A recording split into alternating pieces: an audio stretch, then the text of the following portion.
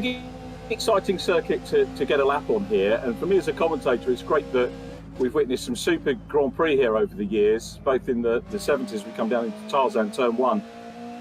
Latterly, we've had some club racing with my good friends from the VRRC, and of course GP racing now back on the circuit as we head down towards Turn 2. And then this is Turn 3. Turn 2 is Gerlacht.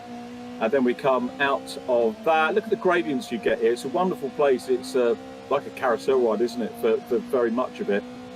Heading through Turn 4 now into 5, the Rob Schlattermacher turn, before we go into Turn 6, which is called Turn 6, believe it or not.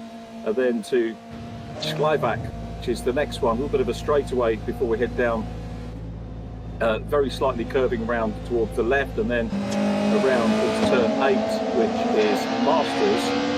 And that run continues. A lot of circuit here in a tight kind of area here at Zandvoort now. As we come round into Turn 10, very much getting back towards the home part of the circuit now. This is one of the longer runs as we head down towards the chicane coming into the Hans Ernst turn, which is the first one here. Turn 11, very quickly round into the very, very tight Turn 12. A little bit of straightaway now before we get into the final 2 turns. Turn 13, Kumo tyres. Probably are tired by now. Here we go through Kumo. That leads right the way through into the next turn, Turn 14, final one on the circuit, which is the Ari Leyendijk corner, named after the IndyCar racing from Holland. A little bit of banking on the way out, and we are down and across the line at a time of 1:44.14 with our championship leader, who is out in track at the moment and doing the business out in qualifying. Thank you to Jack Smith for that lap.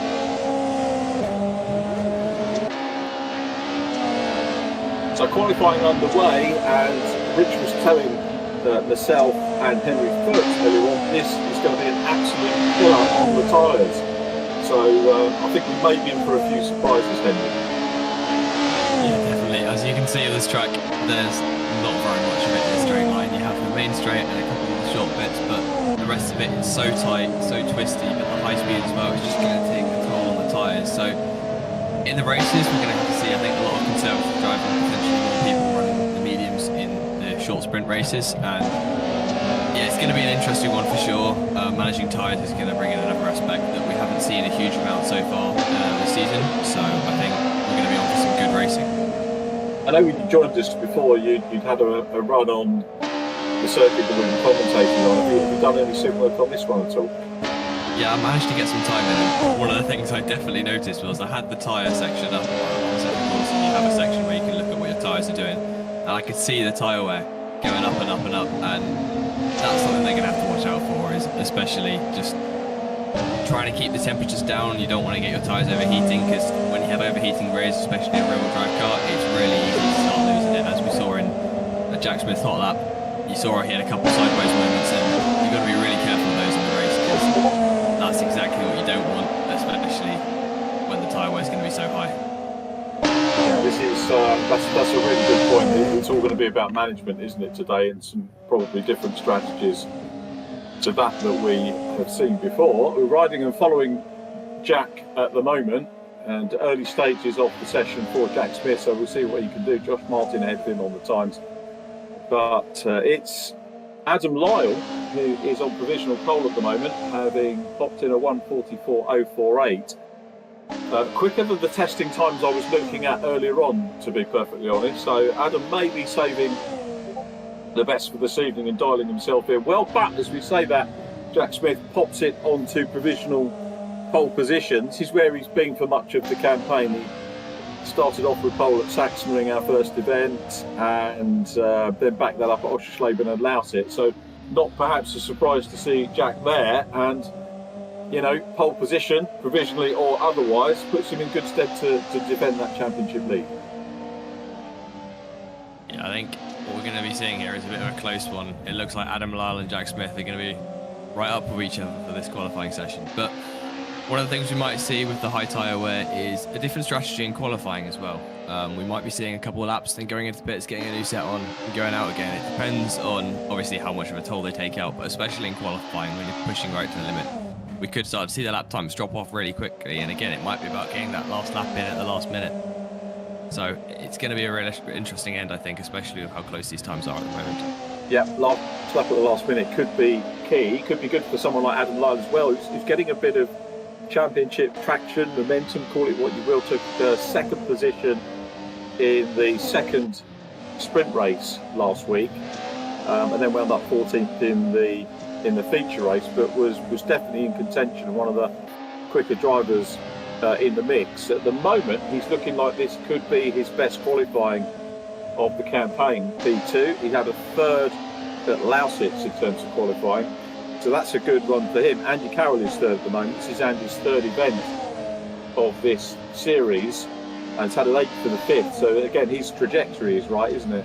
As we watch Chris Blakey, Chris down in 6th at the moment, and that would be pretty much on par with what he's done so far qualifying wise over the series. 7th, 5th, 5th, 4th and 2nd, so a little bit down on last week. Oliver Gibson is in 4th place at the moment. Again, that's fairly consistent with where we've seen him, and we'll see whether he can improve as we watch Andy Carroll running well.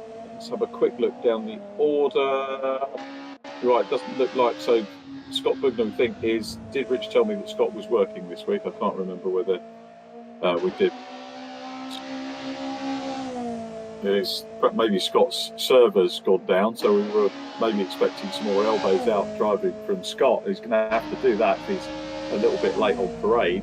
I hope he's okay. 5 minutes 59 still on the clock. Smith, Lyle, Carroll, Gibson, the top 4 from Paul Laramie, Chris Blakey and Andy Dorman.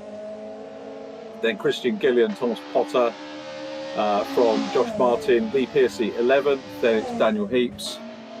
And I'm just having a quick look to see where Josh Martin, he is down in P10 at the moment. I was wondering whether Josh is our featured interview, not wanting to spoil any surprises, but he's down in 10th. And I thought, what happens if our featured driver gets pole position? That would give us a little bit of a conundrum. I guess we could get somebody else in, or maybe interview P2 as well, if that's the case. Olivia Krishnovska, though, giving us a little bit of a demonstration of her skills at the moment in the 899 car. And Olivia, good opportunity here for Olivia to maybe nip into the top 10 today, as we pick up with Josh Martin in the 89. But Jack Smith now, he's popped that one in, looking pretty good at the moment. I'm wondering how much, I didn't get to see too much of the testing, but I'm wondering whether people did a fair amount of testing, Henry, on both the soft and the medium tyre. Yeah, I think it'll be absolutely vital if they have, because I think we might be seeing the medium a lot more in the sprint races, and especially in the feature race. It's going to be really about managing that, and getting the testing in on both tyres will be really essential, considering most of the time people are running the softs for pretty much all the races until the mandatory pit stop in the feature race. So by getting a bit of time in on both tyres, it means that they'll be comfortable to be able to push it to the limit on both and understand how the car's going to react. Because on a medium tyre with not only obviously a harder compound, it means there's also a harder sidewall, so there'll be less flex in the tyre, and what that means is there's so many different factors which change when you switch to a different compound. So it's going to be all about maximising what you can, considering the car might completely change the way it handles. So they'll also have to compromise a bit on the setup potentially as well if they're going to be running the mediums more, and that could compromise some people in qualifying. I'm not 100% sure what people have been doing setup wise, but we might end up seeing a bit of a different sort of order in the races. We'll have to see. Yeah, that's one of the benefits, isn't it, of this type of format, whether it's simulated or real world. Obviously the BTCC have to have the option tyre at various stages of their weekends, and it's been fascinating to watch the touring cars this year. I think next year is going to be good as well. We've got one of our first announcements in the week, which was good. One of the JCW Mini drivers moving up, Maximus Hall moving into the BTCC, so that frees up a little bit of space on the mini grid for the JCWs. And the JCW and the Mini Challenge doing their job in terms of producing great touring car drivers, and it'd be great to see a few real worlders coming in and racing with us here at VRRC. So we'll do a little bit more promotion over the course of the winter and see if we can't get something for the virtual World's Touring Car Series over there. Oh, a little bit of a wobbly moment there for Mr. Carroll. Luckily that this is just qualifying. Andy Carroll's still in third place, but very easy, isn't it, to go off here? Yeah, definitely. When you're pushing right on the limit, there's not a lot of runoff around here. As you can see, the walls are quite close to the track, so if you do have a moment as well, it's going to be vital to catch it at the right point. Otherwise, it will be almost game over immediately. But I think we've just seen Jack Smith ending up, he went a 10th quicker than his original fastest lap, so lap times are starting to go down again as people get into more of a rhythm, but I'm wondering if Adam Lyle will be able to have a response or not to Jack Smith at the moment. It looks like he might not. Sectors so far are just staying orange, and as I say that though, he goes purple in sector 1, so we might be seeing a challenge now. Yeah, none of these drivers are sitting back, are they, with the times that they've got, so this is really, really good to see. As you mentioned, Henry, come the race, it could be a completely different kettle of fish. So we switch from Chris Blakey to go back to Adam Lyle. Let's see whether Adam can get up into P1. It's an orange sector 2 for Adam Lyle. Andy Carroll setting an orange one as well. Jack Smith still running well and still has that provisional pole. Let's just look down the others. Outside the top 6, so Paul Laramie in 5th, Chris Blakey 6th, and Dorman 7th, Josh Barton. Again, it's a really good, strong field. I love this final turn. The banking there, absolutely brilliant. And I know many of the club racers that came out here, and I think Caterham tend to do it more than anybody else at the moment, certainly once a year, but the likes of the BARC and BRSEC will probably take their real world drivers out there once every 3 or 4 seasons for an away day treat, just to sort of get them away from the normal UK tracks, as it were. And it's everybody I know loves it, going out to Zandvoort. It's not actually that far. We were looking at miles travelled for various circuits for the trump cards we've been doing, and we've included miles travelled for various drivers. And it's actually no worse going somewhere like Zandvoort, or in the old days when the drivers used to go to Poix and Tournois in France, as Paul Laramie has a little moment off to see if he can find some potatoes in the sand. The great thing about virtual racing is, of course, you don't have to get towed out, so we don't get the safety car part of it. As we go back to Andy Carroll in 3rd place. But I was going around saying real world, well, it's not that far away, it's a hop across the channel. And for a driver based in the south of England, going across to Coire or maybe even Le Mans or somewhere like that, or Zandvoort, it's actually probably not as far as going to Knock Hill, or maybe equidistant to going somewhere like Croft. So it's an attractive place to go to in the real world. We've got time ticking down, and Jack Smith still sitting at the top of the standings and looking for another pole. So it looks like Jack's going to be the man we're going to have the chat with.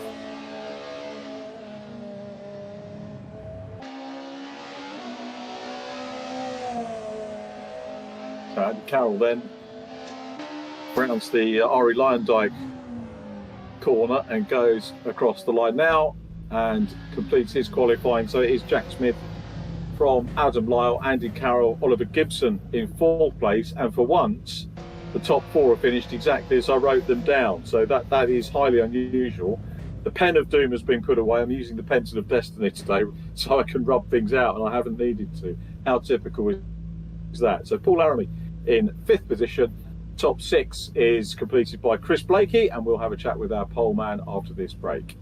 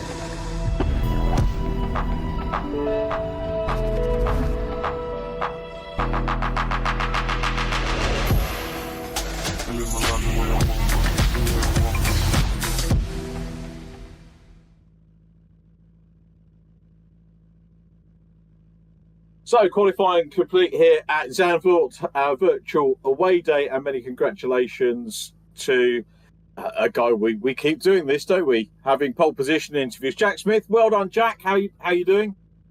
Yeah, good, thanks, mate. Yeah, it was a hell of a lap. I don't know if you caught it right at the end where I had that bit of a mistake. I was trying to push a little bit harder because I know Adam has some pace on him, so Yeah. it was never in the bag for sure. I always had to find that little bit more, but I pushed a little bit too hard at the end there. But yeah, we got pole, so yeah, really happy, really happy.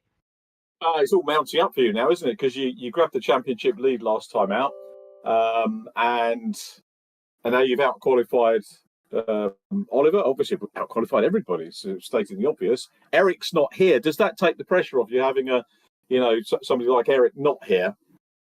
Not particularly because we've obviously got the drop rounds as well, so you can always drop around and still be within the fight in the championship. So yeah, obviously my drop score comes into this is where it gets really confusing with the drop scores, but I've got a drop score as well. But I'm going to be able to do the rest of the round, so I've got that backup, and it's a good backup at the minute. So I just need to keep it consistent, just try and get as many points as I can, not take too many risks. Yeah, no pressure off my shoulders because Ollie's still there, so he's going to be hunting me down, I'm sure. And then of course we've got Andy and Adam behind as well, but that seemed to be really quick this weekend. So yeah, so we'll have to see what happens. But yeah, it's still head down. Try and get away with as many points as we can. How many events on this one? What was that? Sorry. Have you done many events on Zandvoort? A few, yeah. I think we've done a few at VRRC. I did a few in some other leagues as well. Done some iRacing here as well. So I know the track quite well. To be honest, I've only really ever driven the new layout as well, so I have no recollection of what the track used to be like. Okay. I've only got the banking knowledge to my to what I know. So yeah, but I know the track. It's a great track. Once you get it together, it flows so nicely through that middle sector. It's unbelievable. So yeah, I really like it, and I seem to be really in the zone tonight, which is good. So yeah, I'm happy, excited for this race. And it was interesting last week. Obviously, the Norisring is totally different. It's flat, lots of straights and everything else. So, to adjust from that to this is going to take some doing, and that's why you guys are out there practicing a fair amount, isn't it? Yeah, exactly. I was saying to the guys that with the setup wise, I had to change so much to get it to this track because it's such a different circuit, and obviously it's the other way around as well. It's clockwise, isn't it? So it's a complete opposite to Norisring. So I had to adjust a fair bit on the setup to get it working. But yeah, it seems to be good. Me and Ollie run the same setup for this time, but I think I've got the maximum ballast you can get. So I've been trying not to think about that for sure. I was going to come to ultimately we always have to talk about ballast, and 40k. So there's seemingly nothing we can do to stop you at the minute. Yeah, I mean, when I drive, I tend to just not thinking about it. If you think of the ballast, you just come up with excuses as to why you're slow. So I just always get in the mindset of everyone's got no ballast, we're all racing against each other, and then I go for it. And yeah, it's a mental thing, I think, to get around the ballast. You just have to believe you can get up there with the ballast that you got, and yeah. So that's just how I drive, really. That's how I approach it. Jack, how surprised were you last week with the overall win after a 4th and an 8th in the first 2 races? I was baffled, to be honest. I didn't understand how I got the points were really close. I think at the end, I think I had like a 48 point takeaway from that round. So yeah, 48 to win it was a bit bonkers, and to be winning it, having only won race and like come 4th and 8th, I was like, yeah, but we'll take it. Yeah, I suppose. Yeah, I didn't really stay out of trouble either, so I'm not really sure how I came away with the win there. But yeah, I think the feature race won it with the strategy in the end, so I'm really happy I went for that. And our tyres are going to be an issue, as Rich and also Henry were saying. Yeah, I did one run prior to this in the practice session, and my softs, you have a wear indicator when you're driving, and it goes green to start with, yellow when it's sort of losing a bit of grip, and then it goes red, and then there's like the smallest little bar. And it got right to the end of my stint, and there was physically nothing left in the wear indicator. So yeah, it's going to be hit or miss. I think everyone's going to be on either they go on mediums, which are a little bit slower, but yeah, softs they are really fast. You just got to really look after them at this track, I think. We're looking for a capital smooth. Yes, exactly. All right, Jack. I'll let you get ready for the race anyway. Thanks for chatting to us, and well done on another pole. Super job, mate. And we'll probably catch up with you a little bit later on, Jack Smith. Well done. Thank you very much. So Jack takes the pole position again, and our shout out today goes to Josh Martin. Hello, Josh. How are you? Hello, how are you? I'm very good. Thank you for asking. So we were sort of speculating what would happen if our shout out driver got pole, but it's very considerate of you not to get pole to not give us that conundrum. Yeah, I heard that in the broadcast, so I thought I'd better just cruise round. Don't want to give you that problem. So on the shout, I mean, this is quite unusual for us because some of the shout-outs that we've had, haven't necessarily had podium interviews or whatever before, but we have had a bit of a natter with you because obviously you got the win last time out, race 2 at the Norisring. So I guess what we need to ask you is, similar to Jack, how do you prepare from the switch over to the long straights and flatness of Norisring to the ups and downs and banking of Zandvoort? Preparation, what's that? Well, yes. No, it is a completely different track, isn't it? With the gravel and all the bankings, and it's a tricky one because there's so many different lines you can take on different corners, and I think like my setup, I haven't put as much time into it as I'd have liked. So it's not too bad, but it's really great in a few corners. But then there are a couple of corners I have to be a bit careful on because they'll catch me out. So I think trying to optimize a setup for this track is quite tricky with all the bumps and there's so many different types of corners that seem to make quite a big difference in lap time. Does your knowledge of these tracks, does it extend to watching, say, DTM? I mean, a DTM doesn't get a broadcast like F1, but do you sit and watch those races? Are you a fan of that? Do you watch all that?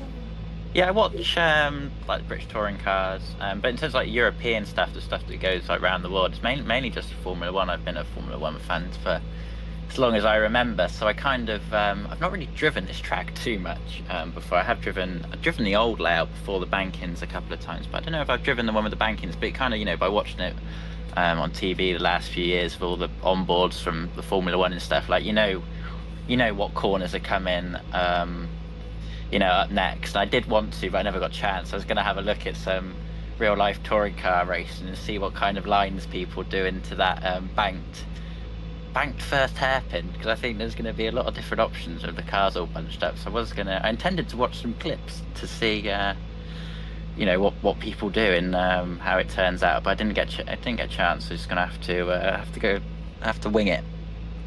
Jumping on what you were saying about Formula One for as long as you can remember, what's your earliest memory of F1? This is going to make me feel really old now, I know. See, one that I've always been like Fernando Alonso fan and Jenson Button. I do remember kind of that era of when Alonso was in the Renault.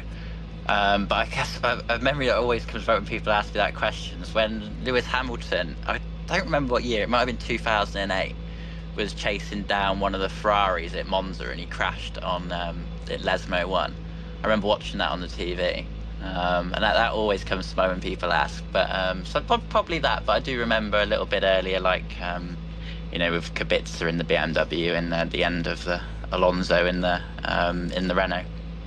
Yeah, that's probably about the time I started not drifting away from it, because there's always an interest in it. I had a conversation with Tim Harvey about. I sort of intimated to Tim that I wasn't interested in F1. I always will be. It's the pinnacle of the sport, But you do, or I tend to drift in and out of it a little bit, and the sort of Kubica era was when I think it coincided with getting more work on other things, and there's actually only so many hours in the day and so many things you can watch. So it's probably sort of towards the end of that era for me. But yeah, I mean, the Zandvoort for me has got this very big, long history of going back to when James Hunt and Nicky Lauda were battling it out, and it was a bit more Spartan than it was now. But it's great that it's gone back there, and wonderful that we've got a Dutch world champion now, whether you love or dislike Verstappen. What's your view on him? I think he, as a driver, you can't knock his talent. I'm one of those on the fence. Sometimes I think he's brilliant, and other times I think he goes a step too fast. So, and he has those little outbursts and things. So, one of those. Sometimes I think he's great. Other times, not so great. But he's very fast, very talented. Especially him in the rain. But yeah, I'd like to see Alonso as teammates with Verstappen. I think that'd be a real interesting dynamic. But it'll never happen. It's a shame, isn't it? It looks like we've got another team on the way to F1, so that will keep it all interesting for next year. So looking forward to that. We've got about a minute to go for the race, Josh. So I'll say thanks for the chat. Do you just want to give a shout out to your sponsors? Yeah, obviously the family business, Steam Mountain Contractors, Ski Tyres for fitting all my virtual tyres, and obviously Eric as well for the amazing livery as always. Yeah. Nice one. Good luck for the race, Josh. Thanks for having that with us. Always a pleasure. Cheers. Speak to you later. We hope so. That's cool. Henry, interesting little chat. What's your earliest F1 memory? You've only got 59 seconds before the start of the race, but your earliest F1? My earliest ones were sort of when Vettel was in his phase of dominating, sort of similar to how Max is now. That was my first sort of memories, really, I think. And also, I think just after Lewis had came in his first year, because obviously I wasn't around for a lot of that stuff, because I'm obviously not that old, but sort of anything from 2010s onwards is my earliest sort of memories. I mean, I missed the eras of obviously big V10s and all of that, but it's always been good racing in F1, and that's something I always watch no matter what. Absolutely right, we love it, and we're into the lighting sequence. How about that for some good syncing of time? So it's Jack Smith on pole position as the lights begin the countdown to the start of the race, and let's see whether Jack can get away from Adam Lyle. He does, and we've got 15 minutes on the clock for our first race of the virtual weekend, first race of the day. Jack Smith leads them away in fine style from Adam Lyle in P2 as they go down through Tarzan for the first time. And we were wondering about all the different lines. It looks like everybody survived okay through turns 1 and 2. Now they make their way down through turn 3, down towards the Rob Schletermacher turn 5. That was a decent start. Whether we get that on the reverse header is going to be another matter. Yeah, exactly. I think Jack Smith will be very happy with that start. He's managed to bolt away well. Surprisingly, most people have gone for the softs. I thought we'd see a few more mediums, but just got Christian, Gillian, Daniel Heaps and Thomas Potter on the mediums, so we'll have to see where they end up. Obviously near the end of the race, the softs will have to start managing. But yeah, dream start for Jack Smith. Adam Lyle, though, starting to come back on him. Oh, as we see an incident, I think Andy Dorman's had. Yeah, he's had some sort of problem there. I didn't quite see what happened, but hopefully he'll be able to pick his way back up through the field now after that incident. Yeah, I mean, if he makes up a couple of places, because we've got slightly fewer drivers this weekend, it's a weekend, which I could get out of that habit. Racing habits die hard, don't they? Because we've got a few people away working this week, it's going to be relatively easier to get onto the reverse grid for the first race. So Andy Dorman, whilst we hate seeing him having a moment like that, he is in with a shout long Chris Blakely's 13th at the moment of making up some positions and getting up onto pole for race 2. And that could be crucial for points scoring for the overall event as we watch the battle for third place and ride on board with Oliver Gibson, second position in the championship, and we'll see just how difficult it is. Plenty of testing having been done here. Racing is of course another matter as they come out of Tarzan, and we did see Oliver looking to try and make a move, and he needs to clip back Jack Smith's championship lead here, so he doesn't want to slip further points down, even though he might get the better of the two reverses and start ahead of his brother. He does want to get the points in the bag, because it's all well and good saying there are more points available, but until they're on the board, they don't count. Exactly, and racing instincts anyway, he'll want to go for the position no matter what he's thinking through. He'll be thinking, there's a car ahead of me, I want to get past it. But it was really interesting then to see the differing lines going through those bank corners. Like, it's quite an interesting thing, because obviously we've seen different lines where you can go wide or you can go tighter, and the differing exits as well. They I think it was Oliver Gibson. He went wider on the entry, managed to get a slightly better exit, and all this experimentation with a track like this, there's so much more you can do where it ends up with a similar overall lap time. But in the racing, we'll start to see these differences where drivers will be quicker in certain sections, and that's where it becomes vital to try and get these exits, because we don't have many straights for overtaking opportunities, so you've got to get whatever can come at you. So if you can manage to get a great exit, then that's where it's going to come, I think.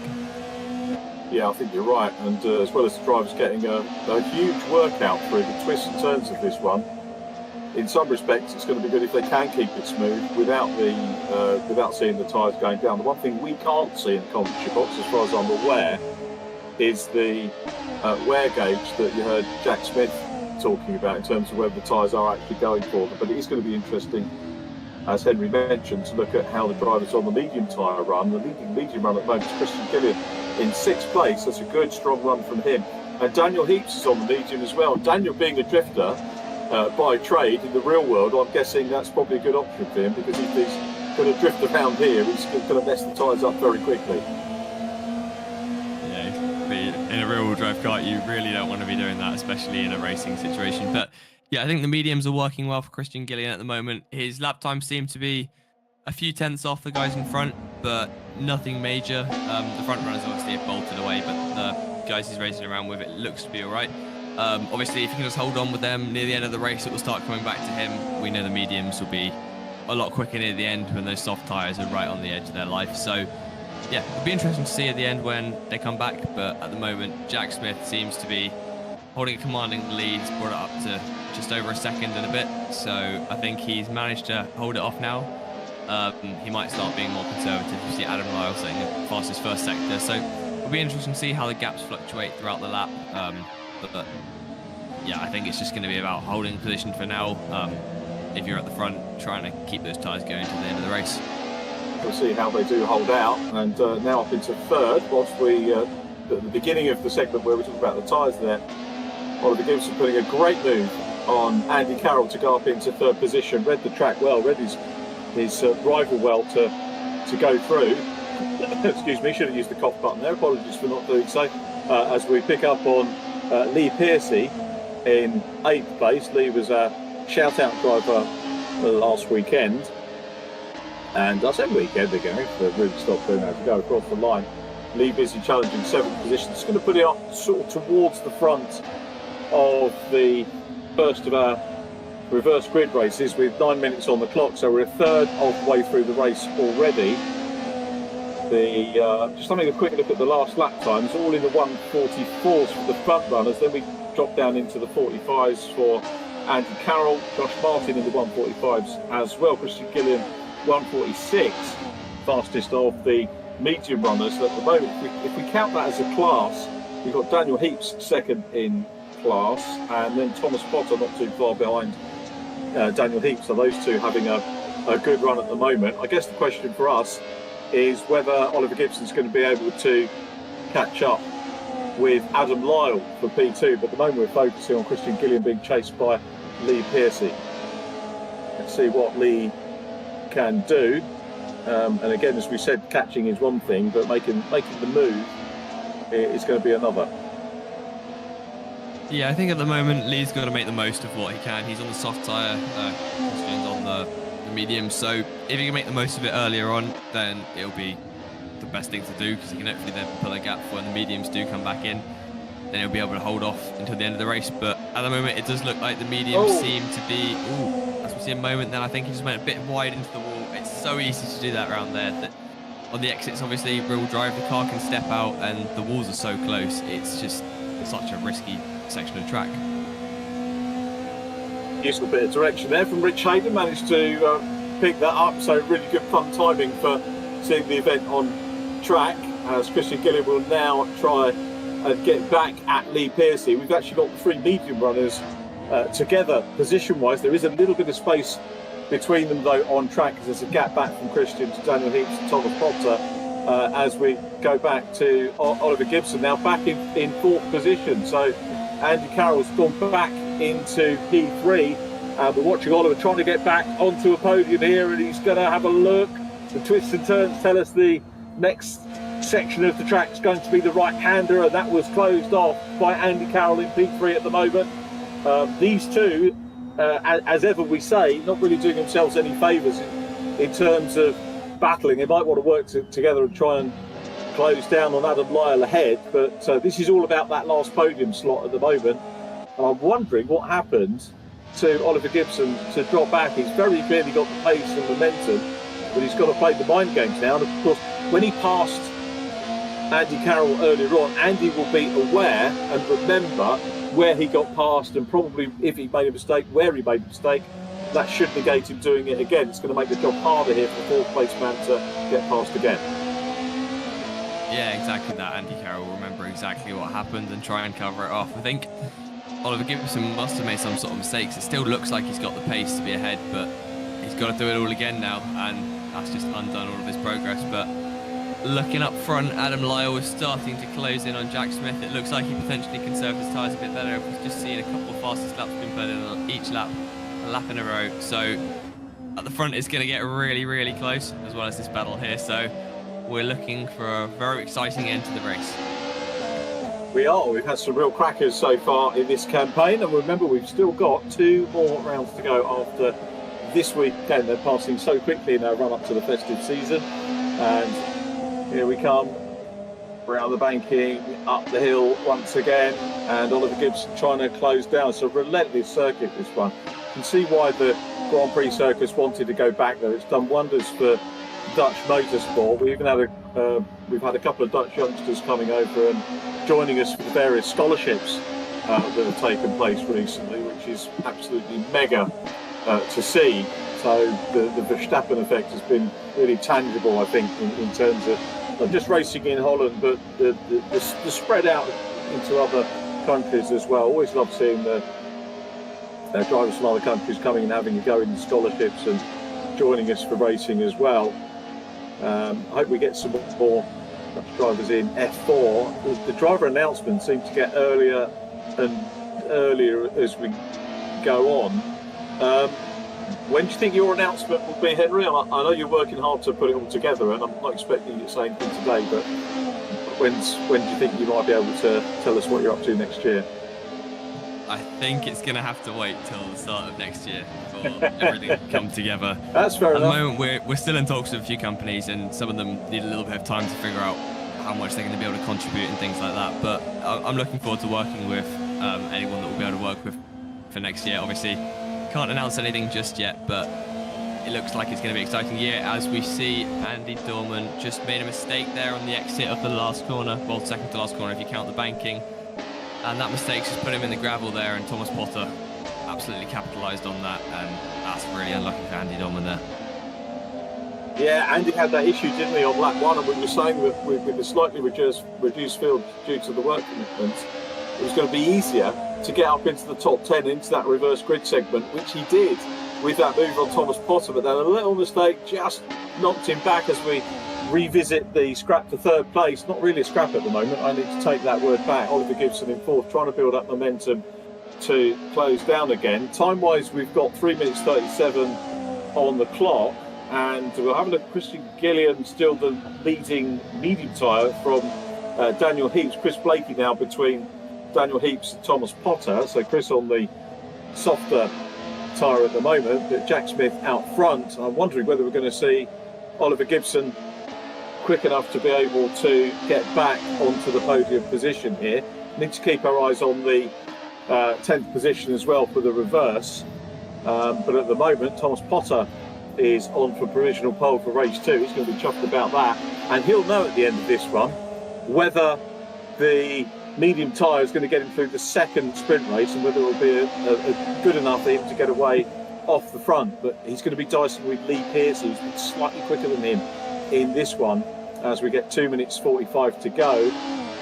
Jack Smith still the leader from Adam Lyle, and then Andy Carroll in third place, followed by Oliver Gibson that we're looking at here. So Gibson looking like it could be another P4. He hasn't, Oliver Gibson hasn't finished outside of the top 6 of any of these races yet. I do hope that's not because of the commentators as well, Oliver and family. I'm not intending to do that, but just keeping an eye on these stats, he's been so consistent. And when you're consistent and strong, as Jack Smith has been, it means the drop scores are generally bigger, doesn't it? And that can be a little bit of a hindrance. Talking of a hindrance, I think Adam Lyle is starting to be that for Jack Smith here. Jack saying to us in the interview that he doesn't really think about the ballast, but one wonders if the car was a bit lighter, would he be getting away from Adam Lyle? Adam's giving him a good race here, and that's all we're interested in.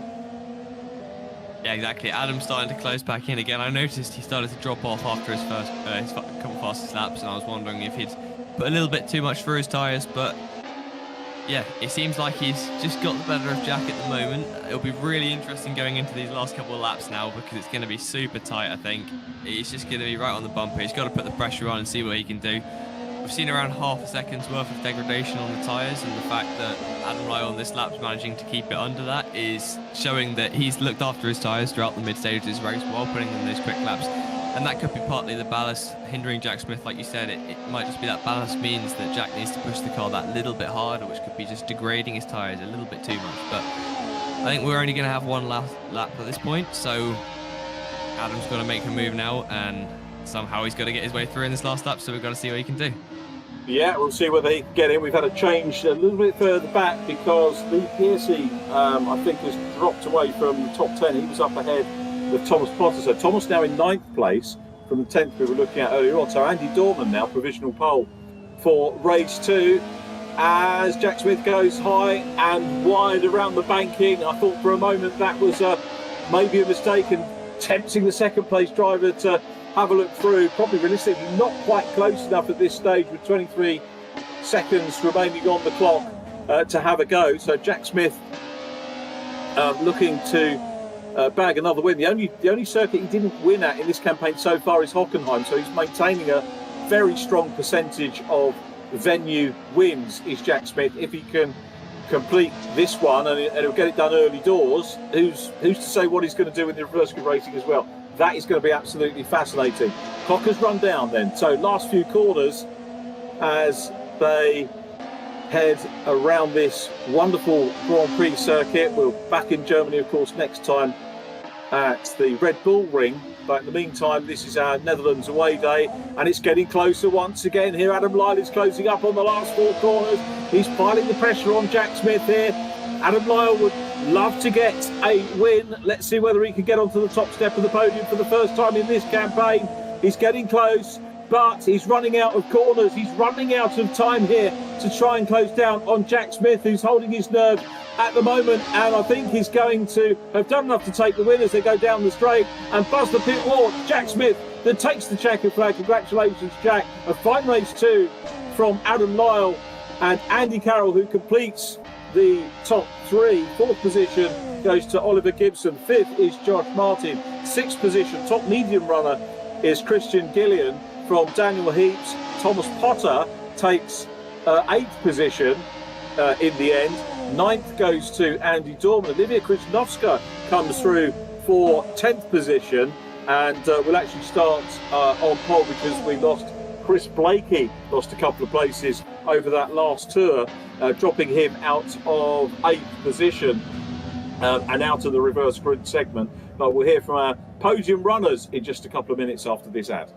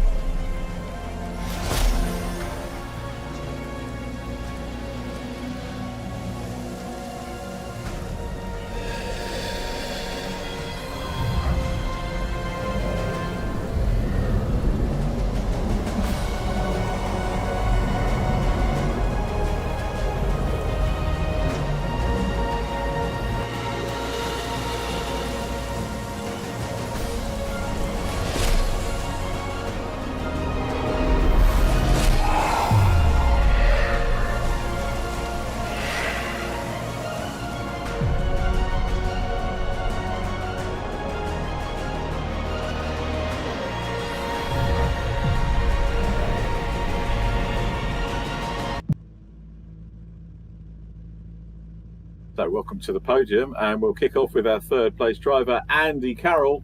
What a race you had with Oliver there. He got you and then you got him back. Talk us through that, please, if you would. And well done on getting to the podium as well, first of all. Thanks, Richard. Yeah, that was... it was tough. I can only imagine what the guys out front were feeling, but yeah, Oliver got a great exit out of turn, whatever it is, 4, on one lap and sort of breezed past me. So I thought that was probably going to be it for the race, but then he dipped a couple of his tyres in the outside gravel on that sort of second from the exit of this before the final curve, and that meant I had a great run at him down the straight. Managed to get past, and I think from then on the lack of ballast probably helped me with the tyre wear, and I was able to kind of keep him at bay and put a slight gap. So yeah, not having 30 odd kilos of ballast, I think definitely helps toward the end of the race. Obviously, you'll keep your tyre choice to yourself for race 2, but I guess you have to go through the thought process of starting further back. More overtakes, more tyre wear. So is the medium a consideration? No, I'll stick on the softs, I think, because you want that extra bit of pace, I think, to try and get through as many cars as you can. It might be 2 or 3 tenths a lap that could make quite a difference by the end of the race. So, as I say, fingers crossed, lack of wear will help me towards the end of the race, and I'll, hopefully finish in a reasonable position. Excellent. We look forward to that. We've only got 2:40 before the next race gets underway. So a short but sweet chat with Andy. We've got plenty of time being told anyway. But Andy, great to chat to you. Well done. And hopefully we'll see you on the podium for one of the later races. Fingers crossed. Fingers crossed. The next up is the man who started second, finished second, but really piling the pressure on throughout the race. Well done to Adam Lyle. That looked like hard work, Adam. Yeah, it was. I haven't managed to do a full stint yet without spinning until now, so... Oh, well done. That was a bonus. That's the time you've got to do it, isn't it, for the race? I mean, get that sort of thing out. That's what testing's for, isn't it? Yeah, exactly. Yeah, it's obviously paid off. I've done a lot more laps this week than I did on the last round, so it looks like it's paying a bit. And it was you were definitely challenging for the lead there. So obviously we're talking about ballast and everything else, but disregarding that was a very good, strong race from you. Yeah, it's. I'm not sure if he lifted to save his tyres a little bit, but I'm sure he'll tell you anyway when you ask him. What was your wear like? Can I not answer that one? That's fine. That's your prerogative. I don't want to give too much away. No, that's okay. That's absolutely. It was very good. I still had 50% life left in them. Okay, that's pretty good. So no hesitation to stay with soft for the reverse. No, not at all. That's good. How are you enjoying the track? I mean, as I've asked the other guys earlier on in the broadcast, totally different, isn't it, to Norisring? And that's the great thing about the championship, going to different layouts. And you prefer this to Norisring? Oh yeah, 100%. Yeah, it's a proper track, this one.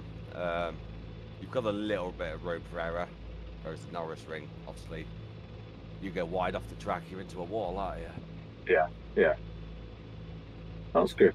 Well done on P2, and we'll let you get your breath back and get your prep in ready for race 2, and hopefully catch you on the podium a little bit later on in this evening. So well done to Adam Lyle, P2. Thanks, Adam. And our second chat of the evening with championship leader, pole position man, and now race winner, Jack Smith. Well done, Jack. Good race. Yeah, cheers, mate. Yeah, I'm sweating after that one. And to hear his tyre wear was equally worrying. So, yeah, we'll have to see how race 2 goes. Yeah, my tyres were dead. Like, right at the, I was saving at the to begin with, like Adam was wondering about. So I saved when he fell back a bit. And yeah, I tried so hard to keep the tires, and then as soon as he came right behind me again, I was like, oh, no, I'm gonna have to push again. So, yeah, that's when it went all downhill really, and I could not really have. If I pushed a little bit harder, I think I would have made a mistake. So, yeah, I'm quite happy with what I did for the race. Yeah, really changed anything, to be honest. It was good effort really. You know, the thing I totally missed, and I don't know if Henry spotted it or not, but I missed who got fastest lap. I'm guessing you might have done being the race winner with clear circuit. Ahead of you I think it was Adam. I think Adam got a 44.0. I don't think I got anywhere near that. I think I got a 44.3. So yeah, Adam fastest lap on that. Oh, Adam managed to catch it at the end when he was just chasing him down. Nice one. Well done, Adam. And apologies I didn't mention that to you in the interview. One of the things I was going to ask you, Jack, in terms of, obviously you're our coach for VRRC. Do you, when you're coaching, is it all about sort of racing lines and everything else? Do you get into race coaching? So when you're testing, do you do mock races and mock race distances with other people as well? Yeah, we can do for sure. Yeah. But the way I coach is whatever you know the driver feels like they're struggling with, I'll be able to surely come up with a program that will actually help them improve in that sort of area. So yeah, if it's racecraft, we'll probably spend like an hour or two just battling each other on the track, and I'll do some silly moves and see how they react, and whether they can, like the same, I make a dive bomb down into a hairpin, see how they can react to get around that and then battle me back again. So yeah, I just do whatever the driver wants me to cover for them, and yeah, and I cover everything really. Set up, just pure pace, just technique and everything like that. So yeah, and like you say, racecraft as well. So yeah, it's a very broad range. That's really good to hear. And a lot of it, there's not much point doing the racecraft unless you've got the speed to be able to get up there and challenge. So I guess that's the first part of it, isn't it? And a bit like driving lessons, I suppose, to some degree. I'm gonna have to try and persuade the boy to come and have a lesson with me at some point when I can get him back on the server. He's messing around with real life cars at the moment, taking them apart and doing goodness knows what to. But yeah, I have to try and get him on. What's your advice for anyone? I mean, I'm guessing we get a few viewers on here that maybe watch it back and wondering whether they can get involved. How easy is it? What do they have to do to get involved, Jack? It's super easy. I mean, you don't have to even be any good really. You can hop onto the server. You can learn anything from anyone. I learn from anyone on this grid. Still today, I found something off Daniel the other day. I found something off of Thomas and everything like that. So you find bits and pieces everywhere from every driver on the grid, and that's just the way you can progress up. And with the ballast system now, it sort of equalizes everyone. So even if you're coming in, you're going to have no ballast. You're going to be in the mix. You're not going to be hung out of the back of the grid. So yeah, it's super easy to get involved. And like you say, Rich does a great job with the broadcast and everything like that, and it's really professionally run. So yeah, it's a mega championship to be in. Super easy to get into, and yeah, like you said, there's master classes. Even if you don't want to pay for one-to-one driver coaching, there's master classes every month that I run. And yeah, obviously the driver coaching as well if you want to go that next step. Yeah, I'm always around to help. I'm going to pick up on a key point you said there about always learning, and it's great to hear that you, as the championship leader and the driver that everyone's looking to here, is still learning. And I've got to say, as a commentator and journalist, I still do the same, and I think that's how you maintain, or how you can maintain the level. For me, I wouldn't be able to go and do what I do unless I strove to try and continue and get better. I did an interview with a guy called Mike Blackburn, who races in the VRRC CST 150 Fiesta Championship, which used to be the XR2s going back, and interviewed Mike at Anglesey. He said, I think I've just done a perfect lap. He got fastest lap in this race with the win. And I've said that's I don't know how you've done that, because in terms of race commentaries, I've never done a perfect race commentary, and I probably never will. And that's why I want to keep on learning and try and improve. And you don't pick ideas off other people, but you do listen to what other people say, and you listen to yourself back and try and critique it. Actually, funny story. When I might have said this before on one of the VRRC broadcasts, but when I said to Mike, I've never done a perfect commentary, the guy who was directing that particular live stream actually came in my ear and said, "No, you can say that again. You've never done a perfect commentary." I said, "Thanks very much for that, Barry." But it is true, and he was trying to put me off, which was kind of funny. Rich Hayden never does that. He's never rude to his commentary team, which is lovely. So thanks for that. But really lovely that lifelong learning. It's a cliche in business and education, but it is absolutely a thing. If there are any youngsters or sort of drivers of more advancing years that are thinking that learning stops, it really doesn't. So thanks, Jack, for that. Well done on the win. We're going to get you ready for the reverse grid race, because there's a bit more work to do for you now off P10. So good luck with that, and well done on the win, and thanks for the chat. Thank you very much, and just a quick shout out to everyone watching at Hockenheim, Dave from DK Power and Mike as well. I know they're watching, so thanks to you guys. Brilliant. Hope they're enjoying the broadcast today, as we are enjoying working on this one. 1:10 before we get to start once again. And if I got the positions right, we've got Olivia Krzyżanowska and Andy Dorman on the front row of the grid for our reverse grid. So we were saying, Henry Foote, that Andy Dorman was in with a shout of getting up the sharp end after the issues in race one. That's the beauty of reverse grid racing, isn't it?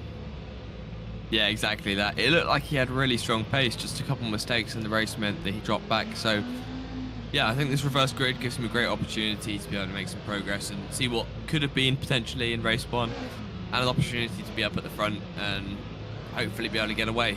With the faster drivers nearer the back, it means there's an opportunity for them to be fighting and losing time when some of the drivers which potentially wouldn't get the opportunity otherwise to try and drive away. This is where we get the chance as well to see the likes of Andy, who hasn't had the rub of the green, Olivia, maybe building her confidence here and the shout of a good result with 10 seconds remaining on the clock before we get going.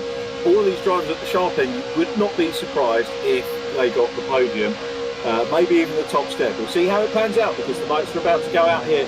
Zandvoort, we are racing. Andy Dorman gets away well, looking on the inside run here, gets a slightly better launch there than Olivia Krzyżanowska. Olivia down to P2, and it's Andy Dorman that will lead them around Tarzan. Olivia on the outside consolidates second position.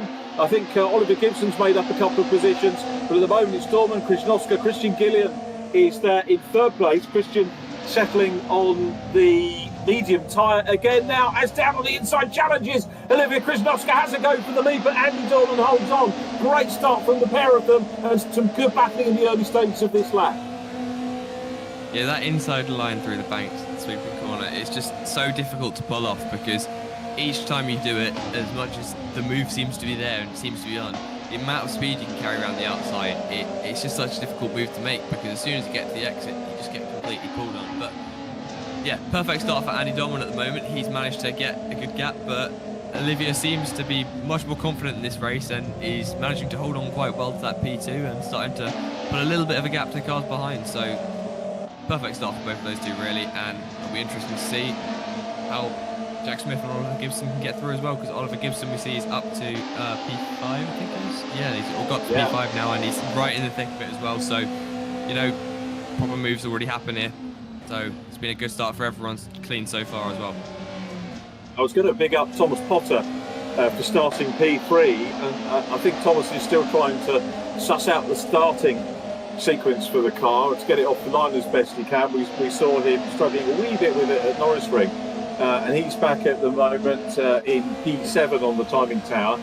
So once he gets those sorted out, he'll be away. We've seen him grab podiums before with VRRC, but it's Andy Dorman out front. Christian Gillian now on the medium tyre takes over in second position on the timing screen. So Christian Gillian up into P2 and potentially a maiden podium with us. Daniel Hinks got a maiden podium a few rounds ago, though we're starting to see new drivers work their way towards the front. But look at all the different lines that we can use here. And Oliver Gibson trying the outside run. He's going to pop down through on the inside here.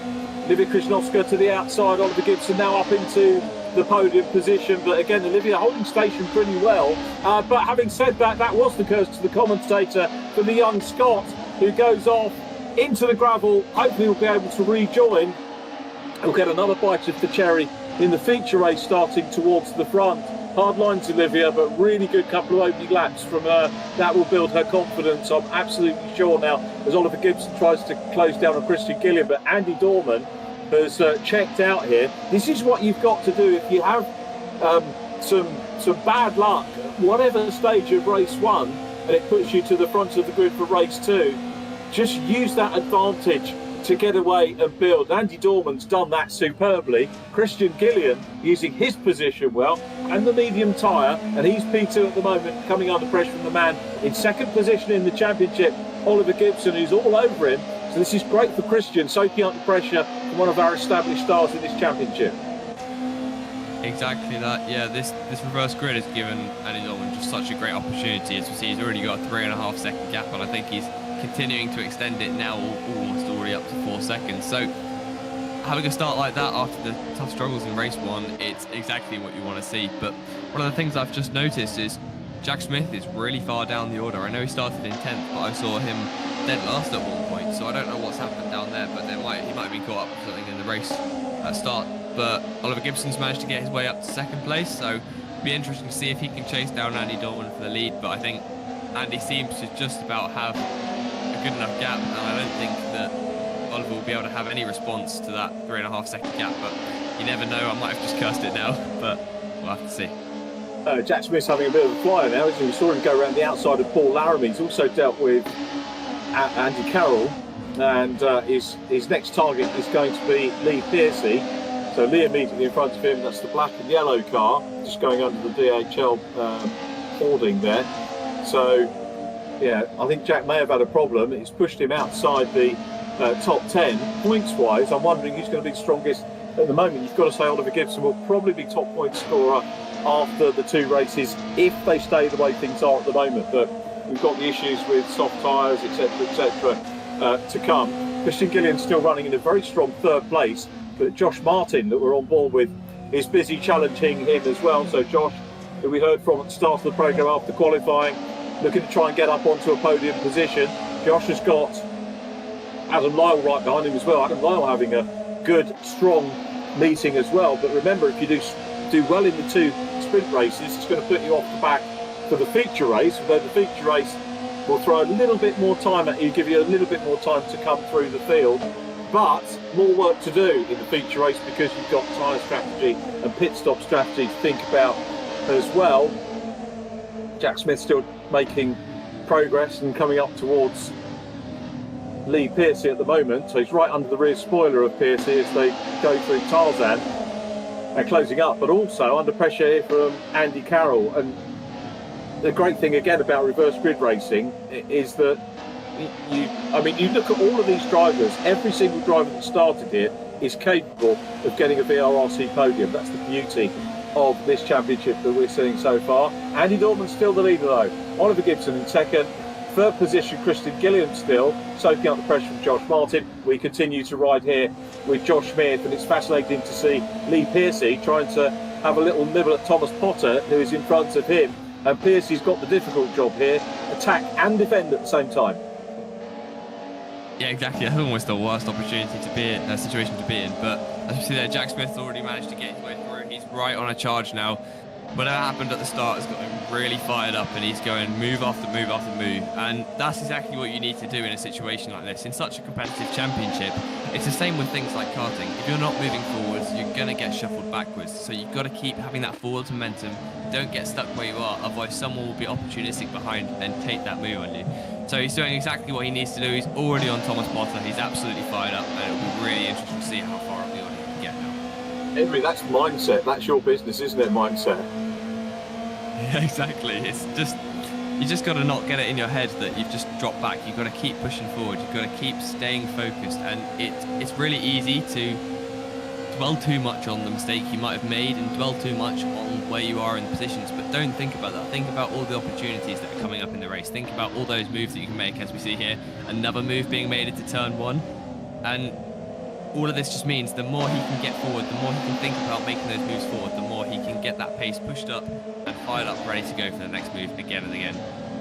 Yeah, none of these moves are going to be easy though. Jack Smith's just about to have a go at the flying teapot, so Thomas Potter slightly nearer to the inside of the track there than Jack Smith, who's looking for P7 at the moment. Thomas Potter defending well, defending cleanly, keeping it nice and tidy at the moment. That is a little bit of a shame to see. That was Chris Blakey. Tell you what, that's one you don't want to see in real life, isn't it? So Chris drops down the order as a result of that. Dorman still up front from Oliver Gibson. The gap 1.4 seconds. Josh Martin now has cleared Christian Gilliam and got up onto the podium. Josh was predicting earlier on, he said, I'll speak to you later. And that was an inference to his intention to get onto the podium, which he's managed provisionally to do in this race as well. But Thomas Potter, green teapot on the back of the car to illustrate his nickname, is giving the championship leader a good workout here. Yeah, Jack's definitely got his work cut out for him. He made the move, but it didn't stick into turn one. Thomas is defending really well, so Jack's got to find some move here that he might not think of. So he's got to think outside the box, think of something that Thomas won't be expecting, like around the outside here. He definitely wasn't expecting that. The move was there and it was open. Just can he hold it around the outside of the banking? At the moment, it seems like he can, but it will put him on the outside for turn one, which is not where you want to be. It's a hairpin, although it is a little bit banked, which gives you a bit more of an opportunity. But I think Thomas is just going to be able to hold off here for the moment, especially with Jack's ballast. So again, another corner, and it's just making his job even more difficult. So yeah, I think Jack's definitely got his work cut out for him the next few. But we'll have to see what's going to happen. That was an amazing bit of racing, wasn't it? Super attack by Jack Smith. Lovely and clean. Thomas took him to the outside of the track as well, but not forcing him off. Absolutely wonderful stuff from the pair. That's the sort of thing you want to see in real life as well as here on our VRRC racing, and Jack Smith being made to work so hard here. But Thomas Potter's under massive pressure, but soaking it up well. This is great. I mean, Thomas won't be particularly pleased about dicing for 5th place, but what he will be pleased about is going head to head with a giant like Jack Smith here, and having a workout and holding him off for that long, as we go back to Oliver Gibson now, who has caught Andy Dorman. So it's Andy Dorman out front from Oliver Gibson. It is a battle for the lead. So are we going to see wins shared between the two brothers for the two sprint races? I've not even had a look, Henry, to see about the clock. We've still got just under a third of the race to go here, and this is all going to be about tyres for these two. Who has managed it the best? Who's going to nurse their tyres the best to the end of the race? The checkered flag, the ticking down of the clock.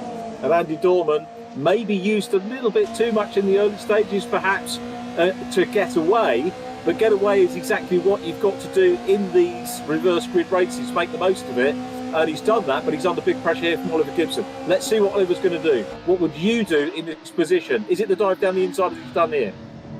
Yeah, exactly that. He's got to make the most of it. The run he got out of that last corner was mega, but as you can see, the switchback is really easy through a hairpin like that. If you go a little bit too deep, it can just be the end of that overtake, and it's not going to be easy. I think Andy Dorman's managed to hold on this entire time, and being out in the front, it means that he does have an opportunity to look after his tyres. But again, that wider line works really well for Oliver Gibson, and I think he's just managed to just get enough of an overlap. But however, coming into this next right-hander, being on the outside is not where you want to be. So again, another corner where it's going to be really difficult to make a move. But I think at the moment, it looks like it's just a matter of time when Oliver Gibson gets through. His pace seems to be extremely strong. He's got the fastest lap, pretty much half a second quicker than anyone else on track. So yeah, I think it's a matter of time, but it's not going to be an easy job. Just like we see with Jack Smith, he's managed to get past Thomas Potter finally. It's not an easy job to make these moves, and everyone's fighting the hardest they can to stay exactly where they are. As we see, Thomas Potter is looking opportunistic again to potentially make his way back through. But this is a right good scrap that's going on at the moment. Yeah, it's a job to know where to look. And Rich Hayden, our director, is sort of flicking back and forward to try and give us the best of both worlds, which is exactly the right thing to do as the scrap for the lead continues. Now we see Oliver Gibson drops back a little bit. This could be about momentum to try and build up again. Is he going to have a look here as they come towards the main straight once again? This is the Ari Lyndike corner. Is he going to build up momentum here, or maybe try and slingshot down the inside again? We'll see. Andy Dorman, remember, he covers the inside. That will compromise his exit speed. He's sort of just covering it off at the moment, but here comes the challenge from Oliver Gibson. Looks down the inside. He's going to do it again. Andy Dorman will know he might be able to get the crossover on the way out again. He's got more momentum. He's going to do exactly the same as happened on previous laps. Is he going to be able to reclaim the lead? Well, no, he can't for the moment. And Oliver Gibson, as you predicted, has got the race lead, but runs wide now. And Andy Dorman's going to come back on the inside of the banking. Can't quite do it. And Oliver Gibson, I think, has got the momentum to be able to hold on now. So the man with the fastest lap has come through. Gibson finished in 4th in race number 1. Meanwhile, we flip back to Jack Smith. Thomas Potter has got back ahead of Jack Smith. What a race we've seen from these two. Absolutely superb stuff. Christian Gilliam has dropped back now. Christian's still on the medium tyre, and I think his experience on the medium tyre in the 2 sprint races is going to stand him in very good stead for the feature race, where the drivers will have to use the medium a little bit more. We've seen very good pace from Christian Gilliam over the course of this one, and still not too far behind Thomas Potter in P4. Thomas, whisper it, is on for his best finish of the campaign here so far, and let's hope that we don't jinx him. Even a 5th would be good, as Jack Smith again just sees the gap. That's the mark of a champion. They're going to trade mirror paint there as they go through. Jack Smith finds the gap, finally grabs a little bit of grass there, but Thomas Potter is not finished yet and tries to go through on the inside, but the championship leader is going to have the inside for the next corner, and Thomas Potter's going to have to go to the blast around the outside, which he's not going to do. Chops back in because he sees Christian Gilliam coming up towards them, goes back behind him, but now goes on the inside and grabs the position back again. But there's going to be a crossover here, and Jack Smith's going to try and get back into 4th position here. Fantastic racing. Josh Martin we see very briefly in a lonely 3rd place. Oliver Gibson still out front, but Thomas Potter, Christian Gilliam here at the back of this trio, and Jack Smith giving us a fine example of some VRRC racing. Yeah, this is incredible stuff. Taking into account all the different things that you get with virtual racing, like internet and all these different parts, this is super clean, super tidy racing from the 2 of them. And Thomas Potter's really hanging on well. This is an amazing drive from him, and he's defending just to the right amount. And as you see there, Jack Smith's trying to be very opportunistic and get on the grass. He's trying to find every way through he can, but at the moment Thomas is just holding on, and this is some incredible defending from him. And I think it looks like his tyres have gone away from him, so he's just got to defend this final lap to try and keep Jack Smith behind, and then it will end up with an amazing P4. But yeah, this race is going to go on right the way to the end. Oh, he slides his way through on the inside. I was going to go back to the move on the earlier laps where he had a couple of wheels on the grass, and in the real world you've had people banging their fists saying track limits, track limits. That's not going to happen here, but Potter's back on the inside, and Christian Gilliam's coming up as well and having a go at the championship leader. Excellent stuff here at Zandvoort, and Jack Smith is having to defend from Gilliam now. He can't take the battle back to Potter in these late stages, or can he? Potter is in that 4th position. Jack Smith's going to try and tee up the inside for the last couple of corners and consolidate that 5th position.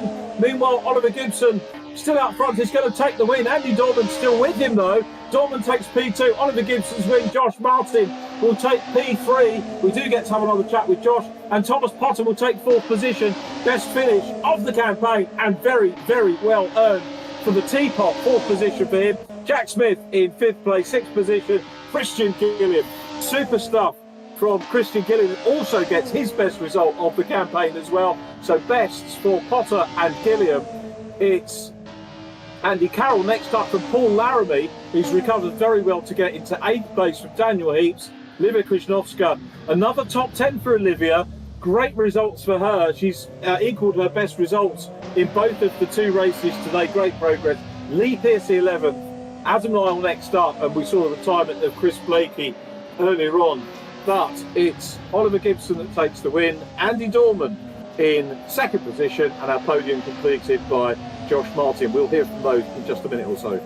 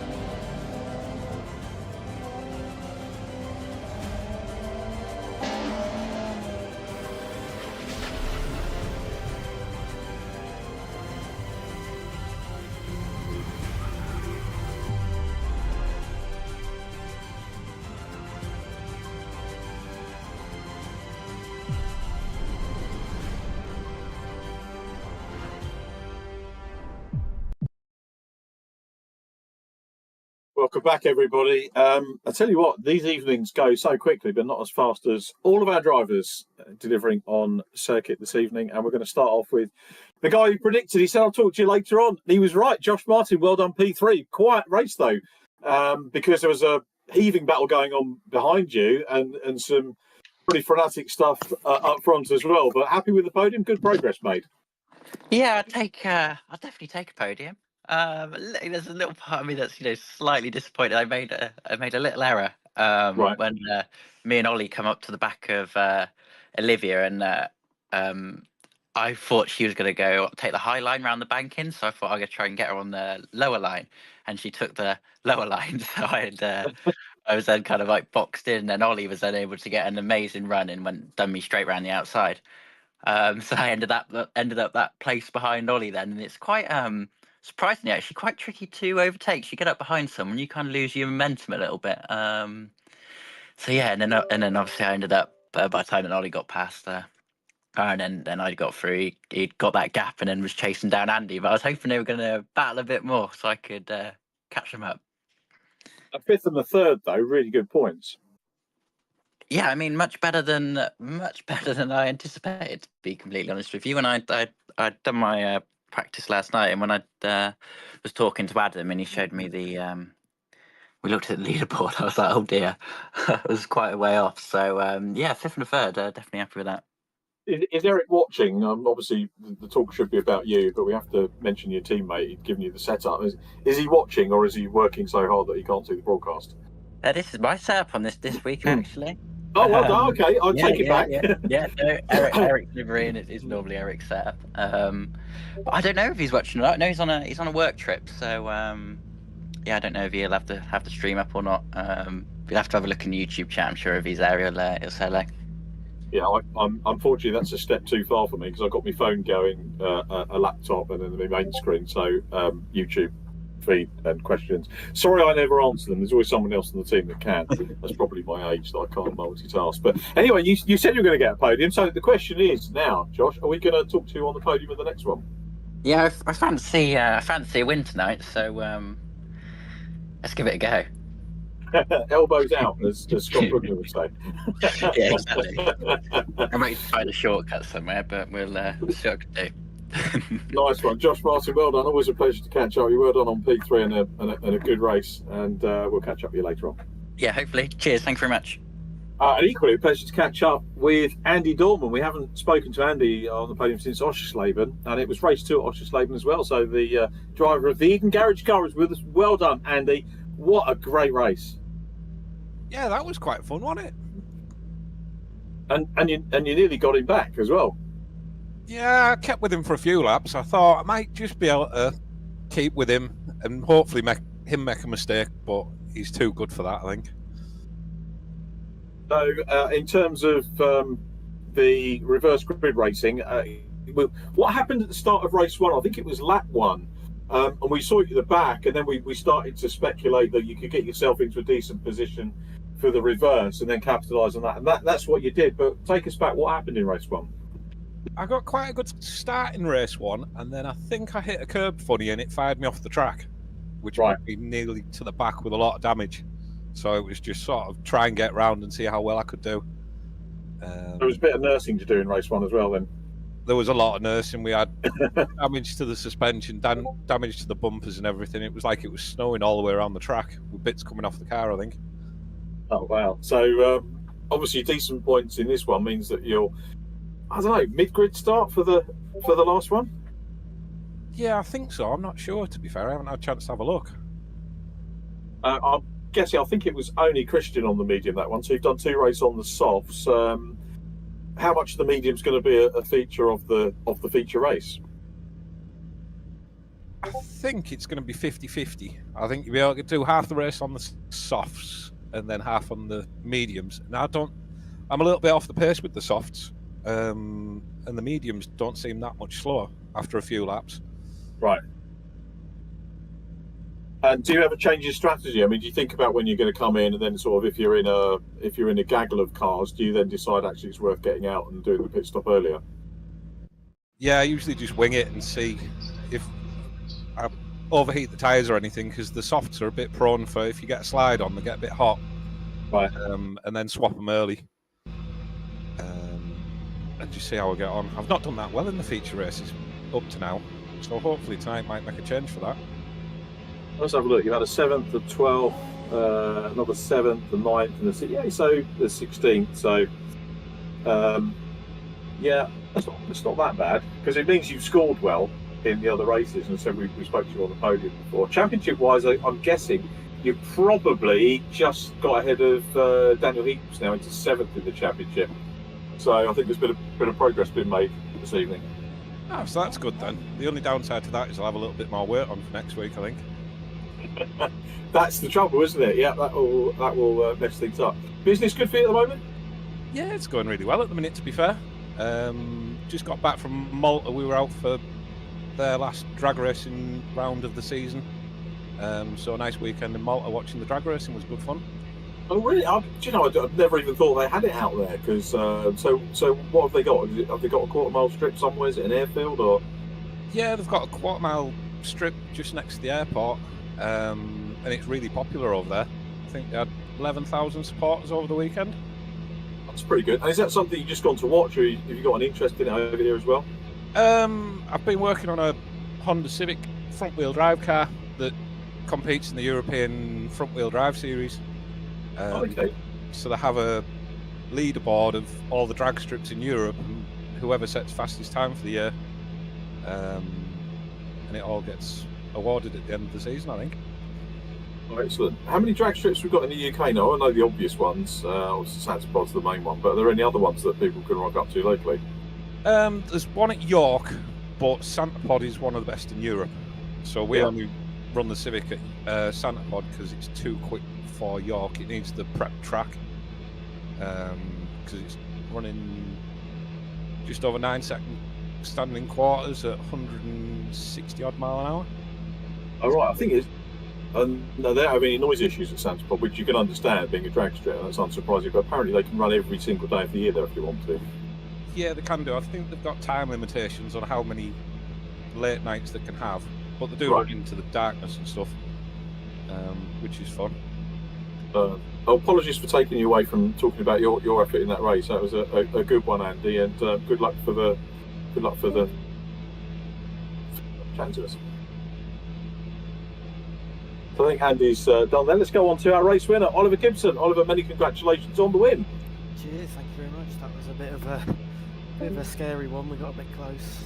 I think I don't know what corner number it is, but we got quite close a few times. So it makes up for last week and the first race. So yeah, it's a good one, and hopefully, I'm at the back. I can judge what's happening in front and see if I can do it again. But I highly doubt it. These tyres are absolutely just dropping off a cliff for me. I don't know what's going on. So I was asking Josh and Andy about when the medium's going to work, and the consensus so far is 50-50 for the race. Is that what you think, or do you keep your cards close to your chest? Oh, I've got no idea. I have no clue. Do you test on both though coming into the event? I did at the start of the series, and then we've got to this point where I'll just practice quali laps, and then I'll get to the race and find out. Jack's done some though.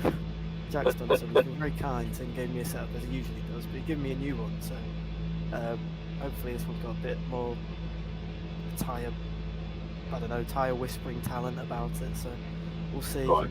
Yeah, I don't know about 50-50, but yeah. I reckon top scorer on the day so far. So you're gonna have to start from the very back. Podium doable? Anything's possible, I think, in this race. But yeah, to be honest, I didn't think I'd be top scorer this round because Jack seemed absolutely lightning in practice. But yeah, I don't know. I'm just gonna pick my way through and see where we end up, trying to avoid incidents. I think that seems to be the big factor here, obviously on every track, but especially here because it's so hard to overtake. It's, every corner, and even on the straights, because I've obviously got a heavier car. I'm like, come on, where's the power? So yeah, everyone's just like pulling away, and it's like, oh well, I'll try my best and just make them off one by one, I think. We've enjoyed watching. I mean, there was some really. That was Henry said that it was probably race of the series so far, and Henry's watched the ones he hasn't worked on as well. And I'm inclined to agree. There's some really good battles in that one. Hot work though. Yeah, a little bit. It's weird. It's so cold outside, but it's so warm sat in this room. It's like I'm in the car itself. But I've got my fan on, so it's all right. But it's just like you get to the end of that race after all that battling, and I've got this one to do. I'm like, I think we need to get some drink sponsorship as well on board, probably. oh, that'd be good. That would be good. Do you have a water bottle or anything like that, or Red Bull or energy drink or anything like that to keep you going? I've just finished my Mountain Dew. So You just finished your what? my Mountain Dew. Oh, cool. Yeah. Very NASCAR. Very NASCAR. Well, yeah. Rich knows that's my sort of thing. But yeah, I don't know like Red Bull or Monster or whatever it is. So yeah, I don't know. Mountain Dew's my sort of thing. I know it's quite a lot of caffeine in it. But Yeah, don't overdo it then, mate. It's stories to be told about. I'm going to say well done again, because we're well into the countdown for the feature race. So Oliver Gibson, well done on the win. Great to chat to you, and good luck for race 3. cheers, guys. So there we go, we're all ready for our feature race for the anti-penultimate round of this championship, and pole position goes to Chris Blakey with Olivia Krasnowska alongside, and then on row 2 it's Lee Pearcey and Paul Laramie, followed by Daniel Heaps and Christian Gillian. So the lighting sequence about to get underway, and the front runners on the soft spot. Look a bit, the medium runners starting towards the back of the grid, and the race very nearly ready to go. Chris Blakey due a little bit of luck here, so too is Olivia Krasnowska, who gets a very good launch indeed by Olivia and draws level with the pole position man. So Olivia's going to grab the run on the inside into turn 1, but didn't quite have as much momentum as Chris Blakey, and it's Chris that tries to round the outside. They're still side by side for the lead, and Olivia I think is going to cede it. It's Chris Blakey who earns the lead. Thomas Potter coming up as well, challenging for 3rd place and having looked for 2nd, but Chris Blakey gets away from Olivia, who's taking that low line through the banking again. That was what Josh Martin was talking about, wasn't it, earlier on when he was challenging her earlier on. Paul Laramie is in P4, and I tell you what, the numbers aren't down hugely, but that was a very, very tidy. You had 2 very tidy reverse grid starts, Henry. Yeah, everyone managed to keep it quite clean there. It was looking a bit like there might have been something going on, but everyone managed to keep it clean. It got a bit tight, but yeah, so far a good start as we see Thomas Potter going for a remove there. Is he going to make it stick? Just about. That was a really good move there. Nice and clean, but Olivia's not giving it up, keeping it down the inside here, but I think he has just good enough run for Thomas just to get away there. Now he's just got to try and get a bit of a lead, catch up to Chris Blakey. He's managed to pull away a nice gap now, up to just almost 2 seconds, so that's a real dream start for him. But at this point now, it's a 30-minute race. It's all going to be about getting the managing done, and always we see a bit of a collision going on there between, I think it was Olivia and Lee Pearcey. Yeah, Paul Laramie's gone, I think, as a result of that. There is Paul, spins it around and will rejoin at the back. Big shame for Paul. Started P4 here, so that's the advantage of starting off the front well and truly gone. Thomas Potter and Olivia Krasnowska 2nd and 3rd, the 2 teenagers. Our other teenager, apologies for missing him out, is I don't think we've got Daniel Heaps, so he's in a DNF in this one already, so I don't know whether Daniel took the start or not. 2 brothers side by side there, going along the straight. So Oliver Gibson and Jack Smith are side by side, and it's Jack Smith in the 15, Oliver Gibson in the 45. Both of those guys still down at the moment, 8th and 9th position. And remember, they will be hopefully making the most of strategy. They're both on the medium tyre, so at the moment, let's just have a quick run through of who's on what. Chris Blakey is on soft, Thomas Potter soft as well, Lee Pearcey next up. Josh Martin on the medium is the leading medium runner at the moment. Olivia Krasnowska soft, Christian Gillian on the soft.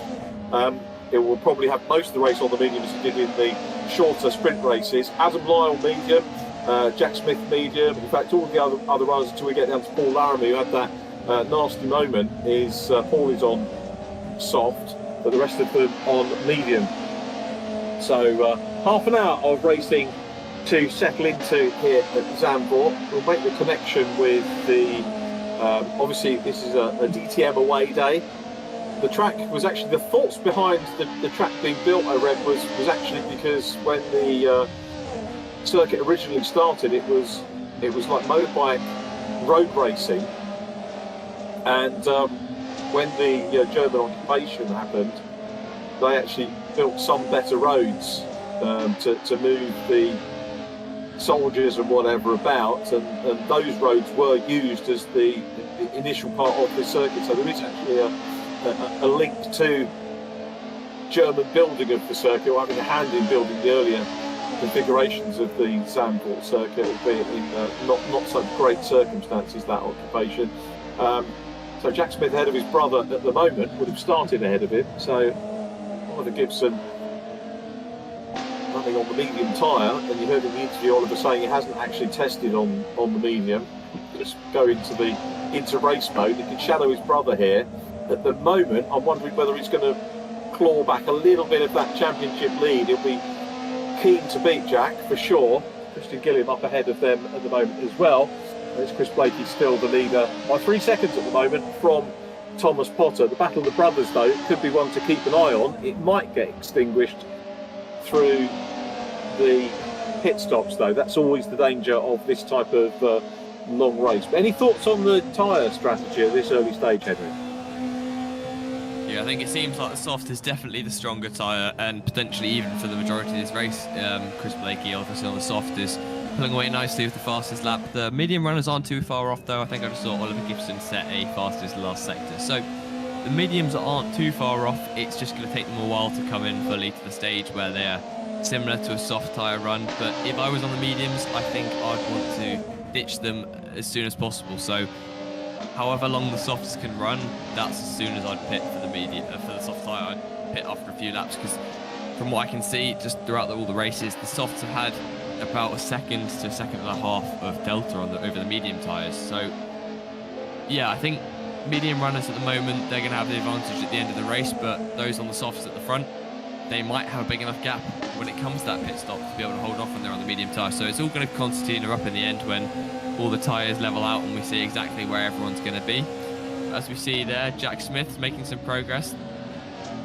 He's on the medium tyre as well, going up against Christian Gillian, I think that was, who is one of our soft tyre runners. So yeah, the mediums, depending on the driver, seem to be keeping up quite nicely, and they'll hold on obviously for a lot longer. So it'll be interesting to see when they come into the pits, but yeah, at the moment I think it's going to be a while until we see a few pit stops.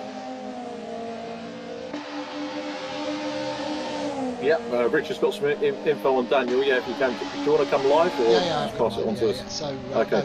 Daniel had some internet lag issues, so he chose to retire because his car was too jittery on the track. Oh, that's a bit of a shame. Thank you, Rich, and thanks to Daniel for letting us know, and we hope you come back stronger next time at Red Bull Ring, because Daniel Heaps is another of the big talents of this championship, and betting himself into VRRC really, really well indeed. Christian Gillian doing a very good job as well, but it's been passed by the two brothers. We've got to try now and close down Olivia Krishnovska, who's done a really good early stint as well. Olivia, relatively new to VRRC, but you can see in these reverse grid races, building a confidence off the start. Mega start she did there on that one with Chris Blakey, who's still got the lead here. But Olivia having a very good strong run. Best result for her, best result for Christian in race 2, joint best for her. Thomas Potter had his best one as well. And Thomas at the moment, is he going to get a first podium of this series? When I was talking about Thomas's best result, it was of this series rather than of his VRRC career. He's been up on the podium before, but it was a super race. And these guys, if they catch Thomas Potter, are going to be in for some more hard work. Yeah, definitely. What we saw in race 2 was definitely going to be a sign for this race. I think Thomas Potter showed some really great defending then. If he can do the same this race, when it gets onto the medium tyre, he's going to have to do that when the faster soft tyre runners coming through. It'll be tough. It'll be even more tough than what he was on before when they had equal tyres. So yeah, he'll have his work cut out for him to hold on to positions, but at the moment, he seems to have a nice gap to cars behind. Hopefully he'll be able to hold on to that because his week has been going really well so far. What I've just noticed is Adam Lyle was really sad to see he's a lap down after such a really strong qualifying in race 1. It's, that's a really big shame to see him so far down. Yeah, that's a shame, isn't it, for Adam? It's very much how an event can turn on its heels very quickly indeed. Same with Josh Martin down in P10. He was predicting he might get another podium here, but unless it comes out in the wash in terms of the strategy, probably not going to be the case. So last week's race, I don't know if you watched it. Yes, you did watch it, because you were messaging us, which was very much appreciated. The feature race was an absolute mega race here. We'll come back to what I was going to say about that in a moment, because we've got Jack Smith now dicey with Olivia Krasnovska, and Olivia just leaves the door open there, and Jack Smith goes through on the inside. This time, unlike the previous passes we saw, Oliver Gibson is a little bit closer and can pretty much use the space created by his brother to come through on the inside as well. So Olivia Krasnovska is down into 6th position, but again a good strong run, and not giving up Olivia here, working hard on the outside run, possibly might go for the switchback here. Olivia will learn from being on the same piece of tarmac here. Olivia on these reverse grid races staying longer and longer at the front, and here comes the move down on the inside, very comfortable on the inside of the banking, gets a nose back in front momentarily over the 45 car of Oliver Gibson, but Oliver with a little bit more momentum around the outside consolidates the place. Olivia now is, I think, going to be challenged by Christian Gillian in behind, as Oliver Gibson challenges brother Jack Smith here for P4. These guys on the mediums, they're the leading medium runners in this race at the moment, and with stops still to go before they move on to the soft tyres. Very interesting to see how the pit stops play out for these two as we enter the second third of our feature race here at Zandvoort. Yeah, they're in a really great position here as the highest of the medium runners by quite far at the moment. They've got a really great opportunity when it comes to pit stops, and it seems like they're working together mostly so far, although they have looked like they've had a few little moves on each other. But if they can keep working forward, keep pushing forward, then they're going to be in a really great situation when it comes to that pit stops. Yeah, and it was really great to see Olivia fighting there. I think that low move through that bank sweeping corner is just, it's a tough one to do. I think she'll have to get a full overlap and get ahead, but the problem with that is that the outside line just gives you so much of a good run. And as we see here, she's trying to hold on to another position again. She's giving it a good fight. It's a tough race when everyone's so close in terms of pace. Yeah, good race between her and Christian at the moment. And we're going to continue to watch that. Olivia just chops over on the inside, a wee bit of contact between the two of them, but they back out a bit, both back out a bit. They both live to fight another corner or two, hopefully more than that. Andy Dorman is coming up as well now, so Andy sensing that there's a battle to be had here. Olivia again taking that low line and has a little look in, and Christian Gillen just got a little bit squirrely there, and Andy Dorman comes through. Look at Andy Dorman, threads his way through the two cars and makes up 2 positions for the price of 1. Lovely stuff from Andy, as Olivia won't be happy having lost 2 places, but will try and fight back. So the young Scot trying to fight back. Christian Gillian up ahead. Andy Carroll is next up behind them, so Andy will try and join in as well. I need to get a quick look at the lead gap. It's gone out to over 4 seconds now. Chris Blakey ahead of Thomas Potter, but Olivia Krasnovska, what a great race day she has had so far, as takes a wide moment there. Jack Smith up into 3rd place, Thomas Potter chasing Chris Blakey, so Jack Smith will know that he's got work to do. He can't actually see Thomas Potter down the weekend, just at the end of that short straight. So Lee Pearcey having his moment, Lee in 5th place, Andy Dorman 6th, Christian Gillian next up from Olivia Krasnovska. And I would think we're heading to the 17-minute mark, so we're getting now into the territory where we've got another minute or so and it's sprint race time left.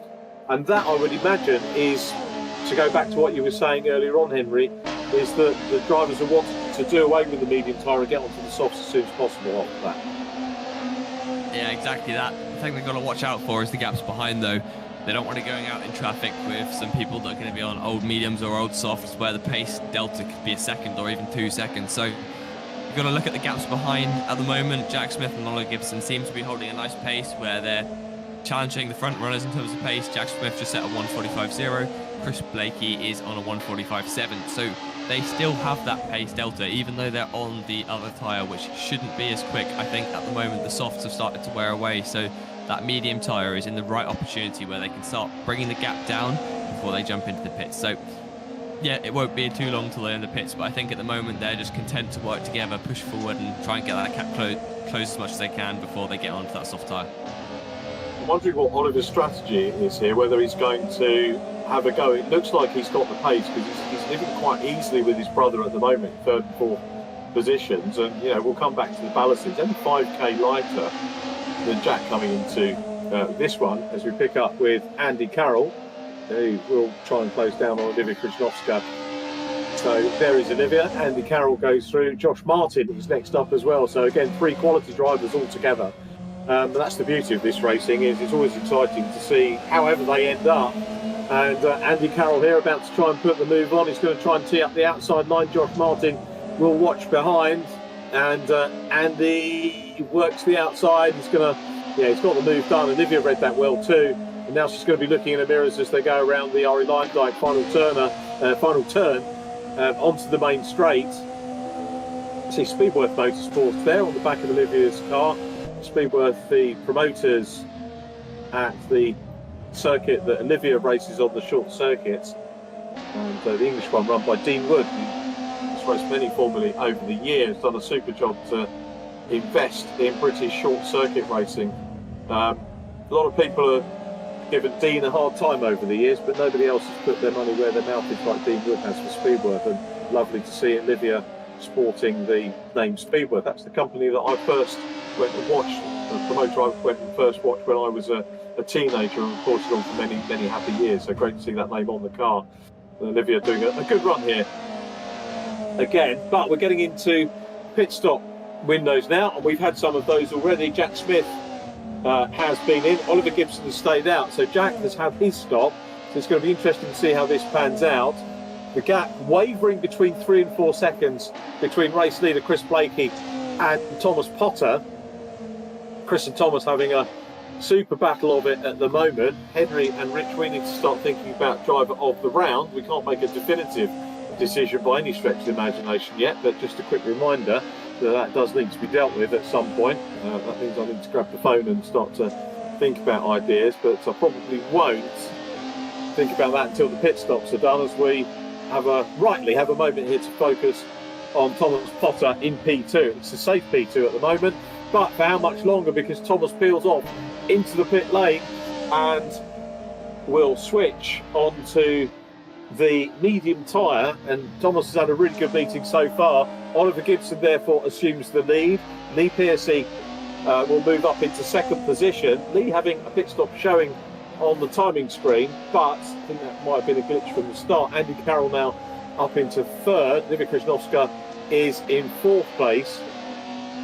Now top of the stoppers at the moment, you won't be surprised to learn, is Jack Smith. So Jack Smith from Adam Lyle, then Olivia Krzyżanowska. Josh Martin is third of the stoppers at the moment, and we'll allow another few laps before we see how that goes. But Oliver Gibson just enjoying having some clear track, and this is a good time, isn't it, for Oliver, just to make the most of it and bang some effectively qualifying laps in, Henry. Yeah, exactly that. But what he'll see is that Jack Smith has just put 2 fastest sectors in sector 2 and sector 3. Immediately after that stop, the soft tyre is working really well. So I think Oliver's going to want to jump in the pits really quick before he loses too much time to Jack, because obviously he wants to still be on the back of Jack when he gets out of the pits after their entire race together. So he doesn't want to lose out, and he wants to be able to stay on the back. So yeah, it's going to be difficult considering Jack's already 6/10 up and he's just started his lap. So I think the soft tyre is going to be really strong, and I think we're going to see Jack and Oliver in this last stint making a real charge on Thomas Potter and Andy Carroll. Yeah, it's going to be fascinating to watch when they come out. It's also going to be interesting to know whether degradation is going to play a part. These guys know how much the sprint races took out of the soft tyre. So they'll have calculated what they could get out of the soft tyre for the second half of this race. Andy Carroll now is the leader. Oliver Gibson into the pits for his stop. So Carroll from Lee Piercy. Then Oliver Gibson is the top stopper. Oliver Gibson here, maybe. Let's see where he's going to come out in relation to Jack Smith. Jack Smith will take the lead, having had those flying laps. Remember, those two were glued together before the stops started, and had been right the way from the start of the race. So Jack Smith at the moment down behind Thomas Potter. Now Thomas has had a stop as well, but goes on to the medium tyre. So that, in theory, is going to compromise Thomas for the remainder of the race. So potentially here we've got the battle for the lead coming up. We saw how difficult Thomas was to pass in race 1, but I'm guessing it's going to be a different scenario here, given that these two drivers are on different tyres, Henry. Yeah, I think like the amount of the gap we've seen already closed down from Jack Smith to Thomas Potter. That soft tyre is working so well for Jack Smith, who's already set the fastest lap of the race. It's just going to be quite a simple move, I think, at the moment. It's not going to be the same defence we saw from Thomas Potter earlier, because there's not a lot he can do. That soft tyre just has a load more grip, and I think Jack Smith's going to be on a right charge now up to Chris Blakey. I think there's not much you can do to stop him now, and I think what we saw with Oliver Gibson coming in a lap later, that seems to be the wrong call, because I don't know if it was something to do with them not wanting to hold each other up in the pit lane, but it's just meant he's dropped back by quite a large chunk, and I think the more time you can have on this soft tyre, the better.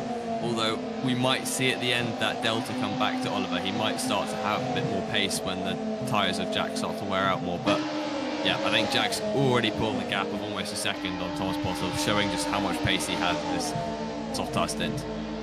I agree with that all the way. I think that Jack looks like he's timed it absolutely perfectly, but as you say, the soft tyre with the shorter use for Oliver Gibson may well come into play in the last few laps of this race. We'll see whether it pans out that way. Remember, the leader on the post-stop leader, Jack Smith, has got more ballast, he's carrying more ballast, so it could well change around as Chris Blakey continues to head him. He's closing up. There's actually not really any need for Jack Smith to effect a pass here, because we're going to expect Blakey to make a stop at some point, although telling a driver to slow down, of course, is not going to be a thing, particularly when you've got brother coaching you as well.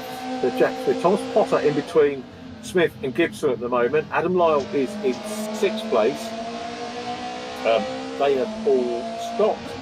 I think pretty much everybody now has had their stops, and here is the change of position. So Jack Smith looking on the inside of Chris Blakey. He's got his lights ablaze just to let him know that he's coming through here, and going to be side by side coming into the last couple of corners, or through the chicane before they get to the last few corners.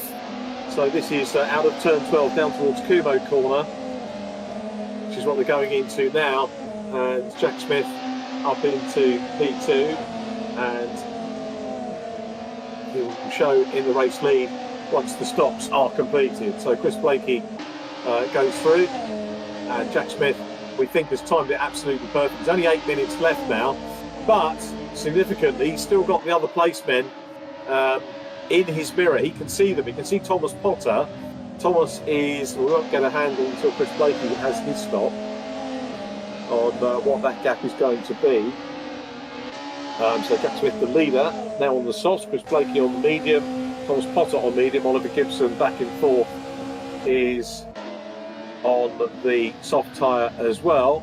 Andy Dorman, who is working hard, down in 10th place at the moment. Andy Dorman challenging Lee Piercy, so this is a close battle going on. Let's see what Andy can do. He's been disappointed with the results in the feature races, as you heard him say, and look at that, makes a nice move there. Was going to look around the outside, switches back to the inside, gets the move done on Lee Piercy, but Piercy is fighting back. They go side by side, and the twists and turns of this, you never quite know how it's going to pan out unless you know the circuit really, really well. And these two guys have a little bit of a clatter, and that sends Andy Dorman into a little bit of drifting. Daniel Heaps, the drifter, was watching that one, very possibly, but wee bit of contact, possibly avoidable. But having said that, when you get great close racing as we've got here, it's going to be a little bit inevitable. Yeah, exactly that. This close racing at this time, especially around some of these extremely fast corners, it's going to get really close. They're going to end up trading a little bit of paint, and sometimes things like internet as well. Obviously, everything they're trying to do is as best as they can, but sometimes little bits of contact will happen, and sometimes it's out of your control what the result will be. But so far, the racing's been really clean this weekend. We've had a couple of incidents, but overall, I've been really impressed with the quality of these drivers. No matter where you are in the grid, this is the best thing about VRRC. No matter where you are, you've always got someone to race, and everyone's all at an extremely high level of talent. They're all giving each other good racing room, and just all the racing I've seen this weekend has been just really great so far.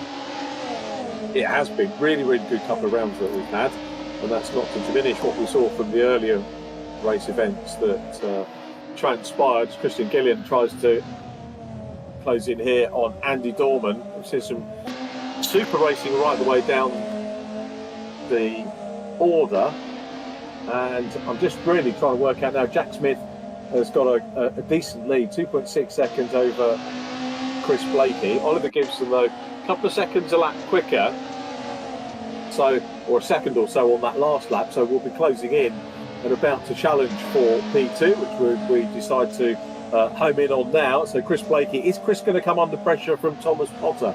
The best lap is out of Potter and Blakey is with Chris Blakey at the moment, but Thomas Potter, as you can see coming into shot there in black and green, is not that far back, so Potter could be in contention here for a podium. We've still got 5 minutes to go. One would put the smart money on Oliver Gibson getting P2 quite shortly, fairly shortly though, I'd imagine, Henry. Yeah, exactly that. I think the soft tyre's just got enough pace here. As we see, Chris Blakey has made a little mistake, and if anything, that might actually be helpful for him, because being caught up with Oliver Gibson, he might end up battling a load and then could get Thomas Potter involved. So by making that little mistake, it could end up actually helping him, because it reduces that need for a battle, it reduces the time loss that you might get from being side by side for an entire lap or half a lap or whatever it would have been. And that, I think that will help just enough for him to hold on to place. But it'll be interesting to see. Thomas Potter might start to come back on him, but I think that mistake might have actually saved him. And I know that's really weird to say, but it's really counterintuitive. But I think that's just enough for him to not get involved too much in the battle, because that's the big thing, especially with a track like this, which is so much momentum. If you're in a battle for just a little bit too long, you can lose a second, if not more, in a lap. And we've seen that a lot throughout this week. Just little laps that they might have when they're battling, they can lose so much time, and someone will be right on the back of them straight afterwards. It's what we've seen with people like Olivia when they've been battling at the start of the race. We saw getting caught out, just losing that little bit of momentum, which meant that a couple cars got past, and those are places which are really difficult to get back, considering the defence we've seen from some of these drivers. I agree with that. That's a really good shout. And Chris Blakey, is he going to be able to maintain third place? We've only got 3 minutes 47 on the clock. And I think you're right. I think the fact that didn't develop into a battle has probably saved him, potentially, the podium. He's got the pace anyway, had the pace over Thomas Potter in the early stages. Potter's been working real hard to try and close in. This is far and away Thomas's best meeting. And I hesitate there because I'm wondering, should I say it? Curse the commentator and all that. It's a real thing. I actually should never apologise, because when the curse of the commentator means you've said something nice about somebody, and I think that's part of the role of somebody calling a race, is you've got to shout out the good stuff. And if that leads to it doesn't jinx. I'm not into jinxes and hexes and things like that. So I think as commentators we have to say that people have done well when they deserved it, and Thomas has done a superb job in this race thus far.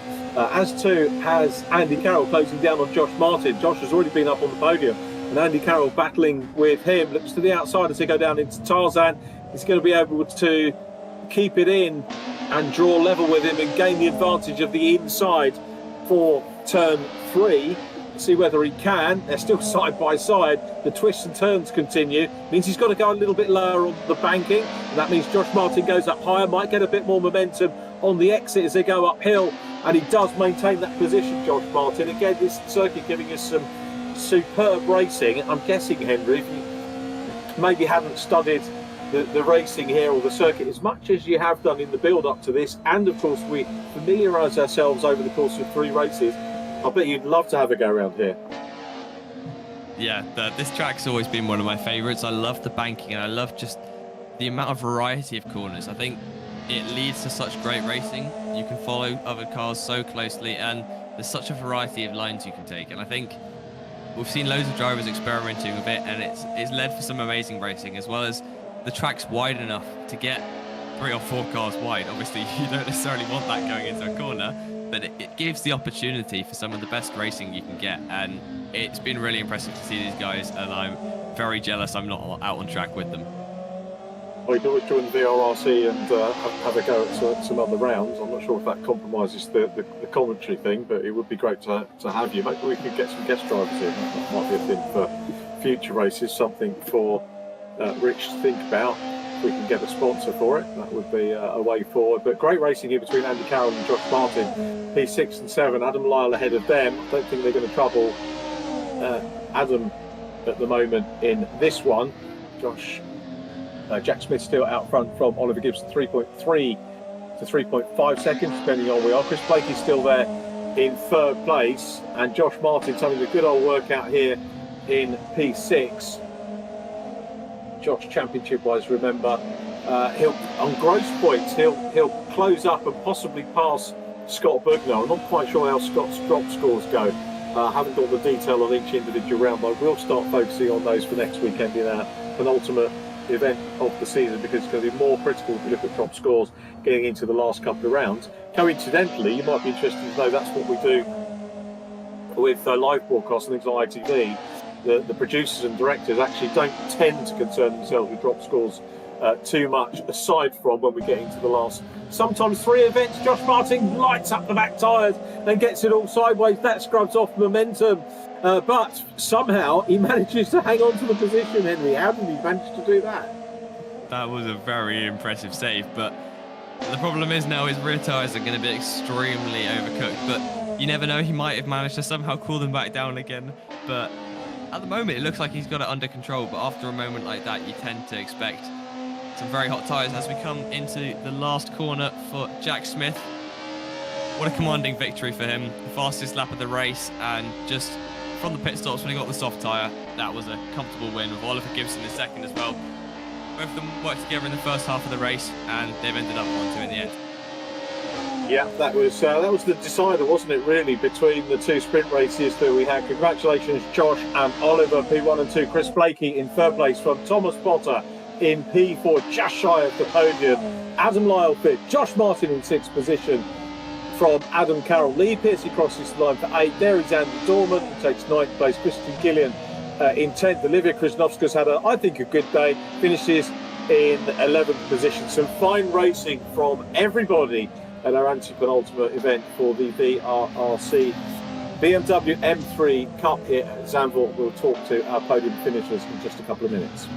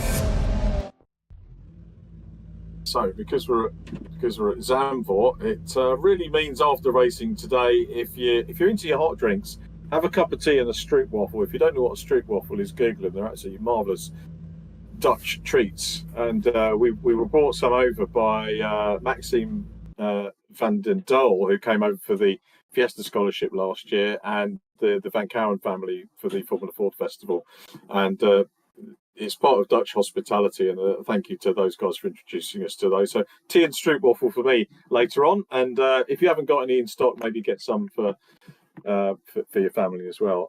That's going to be my little celebration after today, but we're going to start off with our third place driver. What a race. Chris Blakey, very well done, cracking podium. Good evening for you. Evening, guys. Well, 2 DNFs and a third, so I'll finish on a high. Let's just say that. Finish on a high. Yeah. What happened in race 2? Because we saw the sort of graphic flying. Was that just a racing incident, or not to talk about at the moment? One for the clerks. Fair enough. Fair enough. So, yeah, But a really good. I say a good evening. Obviously, I didn't mean that in terms of the DNS, but a cracking drive from you there, strategically and actually on track to get a great podium. Yeah, look, this track's been so difficult with tyre wear. It's just been judging it. I didn't make a full sprint race, but we did. Me and Paul did some sprint race testing last night. Did some full race times, and we were thinking, it's going to be a bit sketchy. So, are we going to go mediums? And then thinking about the feature race, I just thought stick on softs, see how much of a gap I can build, and I still had Oliver and Jack in sight, which is a good thing. Definitely. But there was no keeping them behind us, so it was just a case of trying to keep myself clean, get just over halfway on the softs, and then finish. So. Statistically, podiums are becoming a habit for you in the championship now. So if we look back at the results from Sachsenring, Hockenheim, Oschersleben, then you bounced up at Lausitzring with winning the feature race. You had 2 more podiums last time at Norisring and another one today. So you're on a roll. I don't like to use that word after what you had in race 2, but you've got that never momentum. To be seen again. Never to be seen again. podium momentum, which is good, isn't it? Fingers crossed. That's it. With loving the car, it's great fun to drive, and just more time get into it seems to suit me. But this track, not so much. I haven't really gelled with this track. I've been kind of top 6-ish in the times, in the practice times, but haven't really gelled with it. It's just like I say, the banks. It's so natural. It's like I'm 7 foot away from the apex. What am I doing up here? It doesn't feel natural. So it took a little bit of time to get into it, but. Getting there. I think I'll spend a lot more time now that the racing season's finished. All I can do is sim race. I'll probably be spending even more time on it now. So, I mean, qualifying wise, you've been really consistent as well. 7.55.426, the sequence of qualifying finishes for you. So that's actually strong. In the group that we've got, very strong indeed. But you sound like disappointed if you're getting 6s and 7s. Yeah, like I say, I'm really liking the car. It's nice to be up at the top, top 5-ish. All the racing's great. So, but I don't know, I'm just a whisper away at the minute, and it'd be nice to be a little bit close to the guys, but we're getting there slowly but surely. From this time last year, where I was sort of racing towards the back of the pack to kind of nearly at the front, I'm happy. That's great. We always like seeing you and chatting to you on the podium. Chris was for other viewers that maybe haven't seen before, 3rd in the World Endurance League. So, no slouch. From the sounds of it, more to come. So, Chris, congratulations on the podium. Great to have a chat with you. Look forward to seeing you on the Red Bull Ring next week. Brilliant. Thank you, guys. Thanks, mate. Well done. And second position goes to Oliver Gibson. Well done, Oliver. That was an interesting race, and you kept Jack in your sights, and I was wondering whether you were sort of shadowing him or delaying making a move, but the pit stop seemed to change everything. Yeah, I was. I gave him a little weave to let him know that I was. We're going to try and work together. I think we worked together quite well, and then I thought I'd be a bit cheeky and try something on the strategy, but clearly it didn't work. So maybe a lap earlier, maybe on the same lap. I don't know, but I think he was. I mean, he was faster at the end anyway, even when I was on newer tyres. So I think that sort of tells the whole story, really. There wasn't actually that much between you in terms of track, was there? I mean, you all went across the line, within tenths of a second of each other, and including Chris in in third place. So it was a close race, and he might have been a few yards up the road, but not that much further. Yeah, I just wish I was a little bit closer, but yeah, I don't know. I just messed up on the pit stop. It seems to be a trend this series, really. I don't know if it's going into the pits, like doing the pit stop, or if it's just when I do. I have no idea. So I'll have a look, see if I can fix it for Red Bull Ring, because I think short lap time there. We'll see what happens. Okay, we look forward to seeing you. Well done. Great to get the opportunity to chat to you. I think the other week we missed you entirely, but we're caught up with you twice this week, so that was great for us. And still in a very strong position championship wise. So Oliver Gibson, well done, and thanks for chatting to us. Yeah, cheers, guys. So on to our winner, Jack Smith. Yeah, it's always nice to have habits, isn't it? And the habit for us is chatting to you, pole position, winning the first race, and feature race win as well. Strategy and driving played out well. Yeah, it worked out really well. Yeah, I pitted a bit early just because I knew the softs would have that little bit extra pace than what the mediums would. So I was surprised Ollie didn't follow me in, to be honest. I thought he had that in his head. But yeah, no, I understand what Ollie was trying to do, and yeah, I think if he'd got the pace in the mediums, I think it would have definitely played out. But yeah, unfortunately, it didn't really work out that way. But yeah, it got a bit sketchy with me towards the end. Tires really came away. I had yellow in all corners and reds in the rears, and it was just a mess. And I was trying to try my best to keep it on the track towards the end. So yeah, yeah, it was just a really clean race, to be honest. I had a little bit of a coming together on, so everyone sort of checked up at the start, and I didn't really have anywhere to go. So that was the only bit of contact that there was in that race. But yeah, other than that, it was a good weekend. That's good. That's good. In terms of those of you that know your social media will realise that there's been a petition to, even though we just had an election, everyone's put a petition up to say that we need another general election, even though we just had one. But there's also a petition just been started to say that we should up the ballast limit another 10k to stop you. Oh, I don't know about that. No, I'm joking. Attempt at humour. It's great that you're doing so well, and everybody knows. I mean, with Thomas had a great race with you in race 2, didn't he? Yeah, absolutely. That was probably. I'm not even gonna I'm not even gonna beat around the bush. It was probably one of the best bits of racing I've had in the series. So yeah, it was a mega bit of racing from Thomas. So yeah, I really enjoyed it. It was just on the limit, It's just like perfectly on the limit. Where I was still technically on the track, and we were side by side. I was giggling to myself driving around. So yeah, it was really good. So yeah, I just want more of that, really. Yeah, well done on that, and congratulations on pole and 2 wins. I think the first driver to take 2 wins at an event in this series. So well done, Jack. Congratulations. Championship lead intact, and you think you've grown it by another 3 or 4 points as well. So many congratulations on that, Jack. And I think it's our first 1-2 for me and Ollie, if I'm not mistaken. Oh, cool! Yeah, might even been the first time me and Ollie are on the podium together. I can't remember us being in a commentator's booth together, so I think that might be a first as well. So yeah, Ollie's done for VRRC or this championship or for this championship. Yeah. No, that's definitely the case. Definitely the case. Well done. Ollie's really chasing me down at this point, so it's getting. I'm really having to find the extra little bits here and there, and yeah, Ollie's coming on quickly. He even did a bit of setup for this one that I didn't even think of. So yeah, there you go. Can I just come in? Can I just come in here, Richard, on this? I just want to say, actually, obviously, I've been watching Ollie and Jack race together with us for some time now, and I have to say, the difference. Jack is fast, right? He's always fast, and you can always come out. But the difference in Oliver over the last few seasons and how he's come on has been amazing. So well done, Oliver. Jeez, I thought it was Jack's interview. What's going on? I'm going to bring another driver in now, because I'm going to say well done to our top 3. Absolutely super job by Chris Blakey, Oliver Gibson, and Jack Smith. And Jack referenced there the next guy we're going to talk to, which is our driver of the round. Well done, Thomas Potter. Yes, thank you. How's that? That was a good day's work for you, wasn't it? Yeah, well, race 1 a bit of iffy, but race 2, really good race holding up Jack, which I was surprised I could do for so long. Then race 3 with a 4th place, I'm just really happy about. Absolutely superb result, and it must be nice to come out of the event with it. Not that you haven't had positives, but I mean, there's been real building in terms of your stats in this championship with this round, and it's a great way to go, isn't it, as we head to the last couple of events? Yeah, hopefully if the momentum keeps going now. I've had quite a bad few first rounds, and I'm gonna hope to keep going better and better now. Oh, that's brilliant. So well done on becoming our latest driver of the round. And is it straight on to practice at the Red Bull Ring now? Maybe not straight on. I might tomorrow morning, bit before school and a bit after, and then yeah, straight away after that.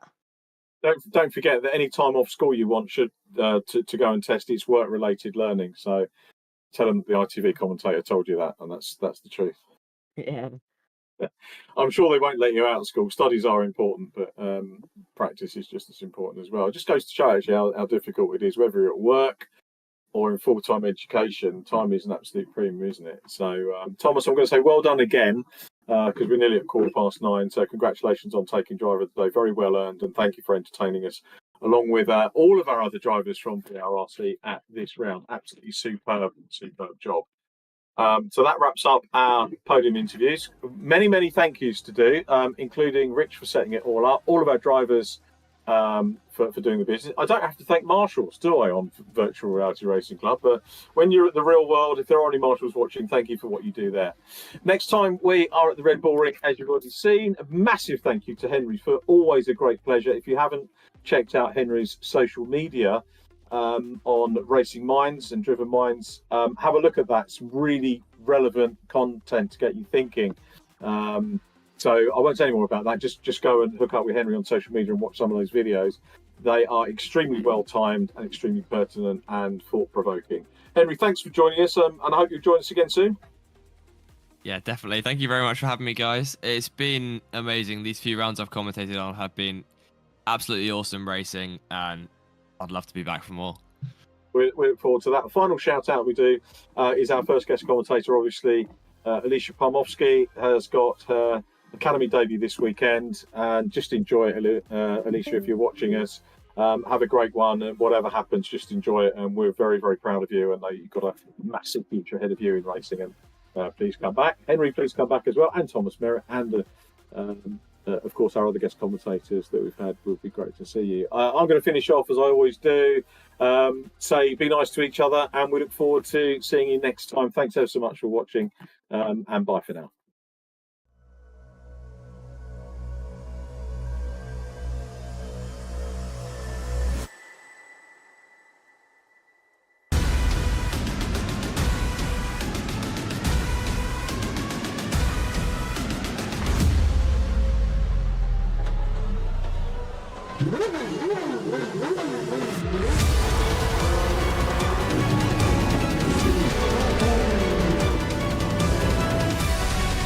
Between the two of them, the inside of coats, Barker gets too heavily involved, and that's Whitehead and Coates.